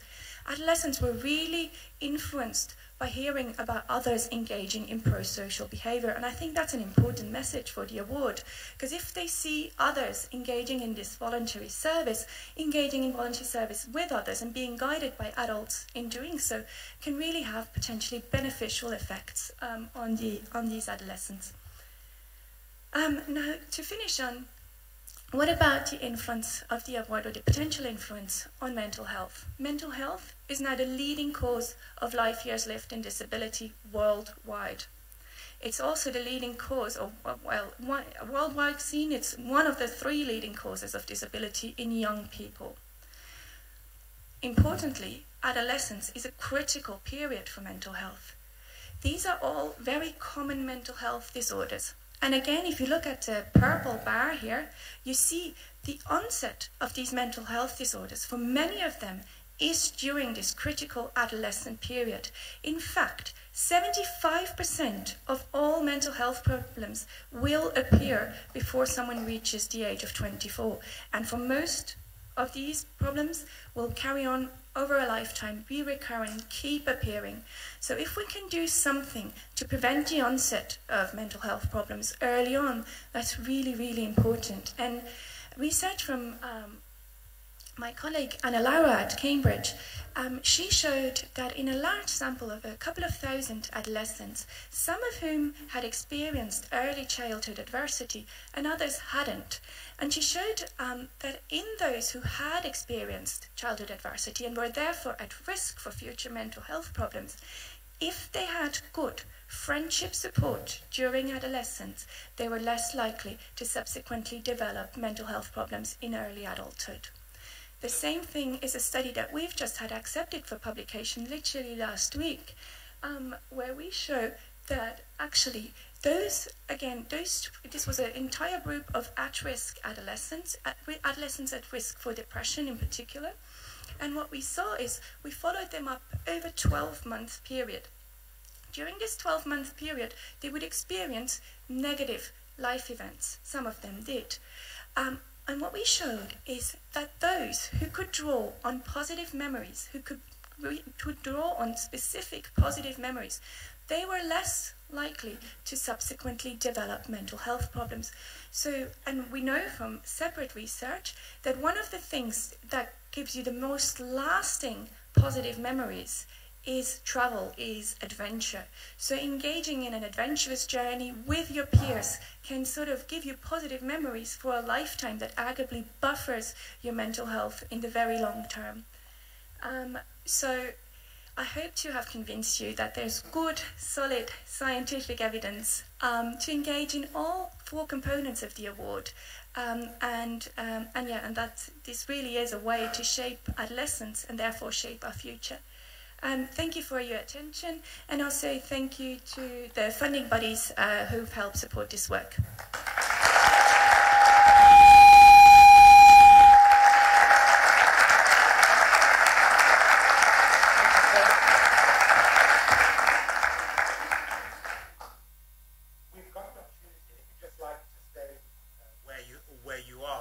Dr. Schweitzer was good enough to mention to me as I came up, are there any questions? Well, actually, I think there are, and I've got a few, but I'm going to be very disciplined, and I'm not going to ask any questions, but we've got time, I think, for 2 questions and contributions, anything stimulated by Dr. Schweitzer's very interesting presentation from the floor. So we've got a microphone, and people all ready to don't ask about the mice in Scotland. They're just going on having a great time. Right. I'd like to get someone who hasn't, if it could be very brief, because I want to get someone who hasn't spoken at all, because we want to maximize contributions. But please, a brief question. Can I not be intimidated by the male attendants here? It's supposed to be a light moment. But I wanted to check, have you guys tried to conduct research on how the youths before us were able to survive, because some of the challenges that we're dealing with now in terms of mental health issues seem not to have existed with the older generations. And we seem to be a bit weaker in terms of dealing with some of the social issues. Have you looked into that, and what have you found? Thank you very much. What research has been done to compare this generation of young people who are experiencing mental health problems to the generations before who don't seem to have to experience the same sort? It's a really good question, and one to which really, unfortunately, we don't know the answer to. There's a lot of work going on now because it's the first time that we have data that actually shows that compared to previous assessments, there has really been an actual significant statistical increase in reported mental health symptoms. And so, I mean, there's research going on at all fronts. The social certainly is one possible explanation, but it can't be the only explanation. What seems to be a particular group where there's an increase in symptoms is young women, young girls and women between sort of the ages of 16 and 24. We are doing all kinds of research at the moment, but there's no ready answer that I could give you right now. What is the difference between previous generations? Thank you very much for that. Any other points or questions? Yes. No, you're just standing to help with the microphone. Thank you very much for that. Over there, that's great. Cheers, thanks. Thank you so much. This is really, really interesting research and the findings. I would like to know, like, if it can be documented, a kind of like very brief short video, and can be given to the world, like people could easily understand, wow, this is the powerful tool to change our mental health. So that would be very, very nice. I mean, that's what I would like to have. Thank you. Thank you very much for that. I mean, that's a very clear steer to us. How can we get the results of your research out there in a form that can be readily adopted as a tool for us as we do our work? I mean, that's a very good question. So we're likely to coming back to you for that, because that might not have been in your research contract, but it's now clearly going to have to find a way of dealing with that. We've got time for one more contribution question. Yes.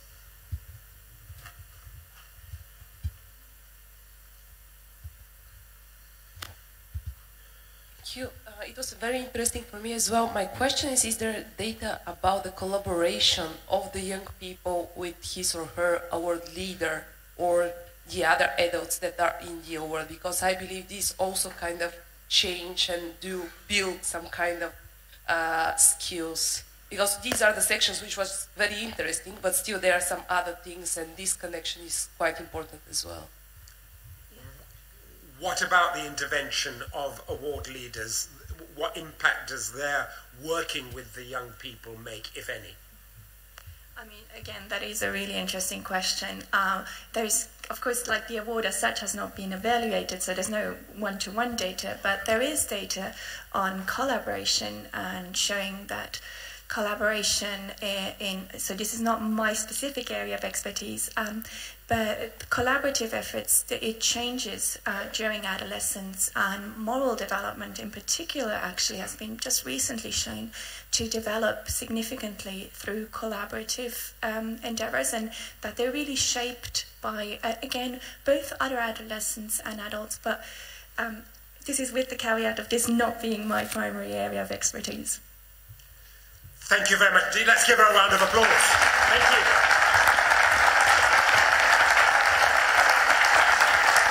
Thank you very much indeed. This is very much work in progress.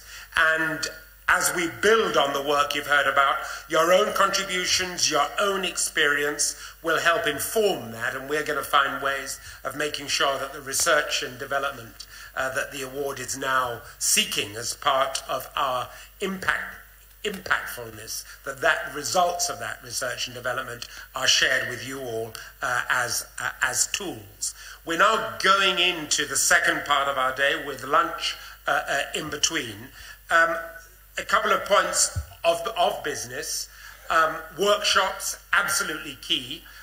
You will have made your choices, hopefully. Any issues, just ask our staff. You'll be pointed to your workshop locations after lunch. Please use the opportunity of networking and being together to relate to your IC members. The relationship between Forum and IC is an important one. The IC meets at a time when the Forum does not meet. So we want to use this as an opportunity to inform the work of the International Council. You'll be hearing more about that work on Saturday morning from Karen, from Rochelle, from Jiri, dealing with issues around the adoption of digital tools, the impact of special projects, and the success of the IGE. We'll be dealing with that on Saturday morning. But please go up to your IC members, meet new IC members, talk about the issues that are coming up with you in the field, that are striking you in the course of our plenary and workshop sessions, because that link between the IC and the Forum is a very important one indeed, as I know you will appreciate. So, DV, are you ready? DV, are you ready? DV, are you ready? Great, let's go to lunch. Good.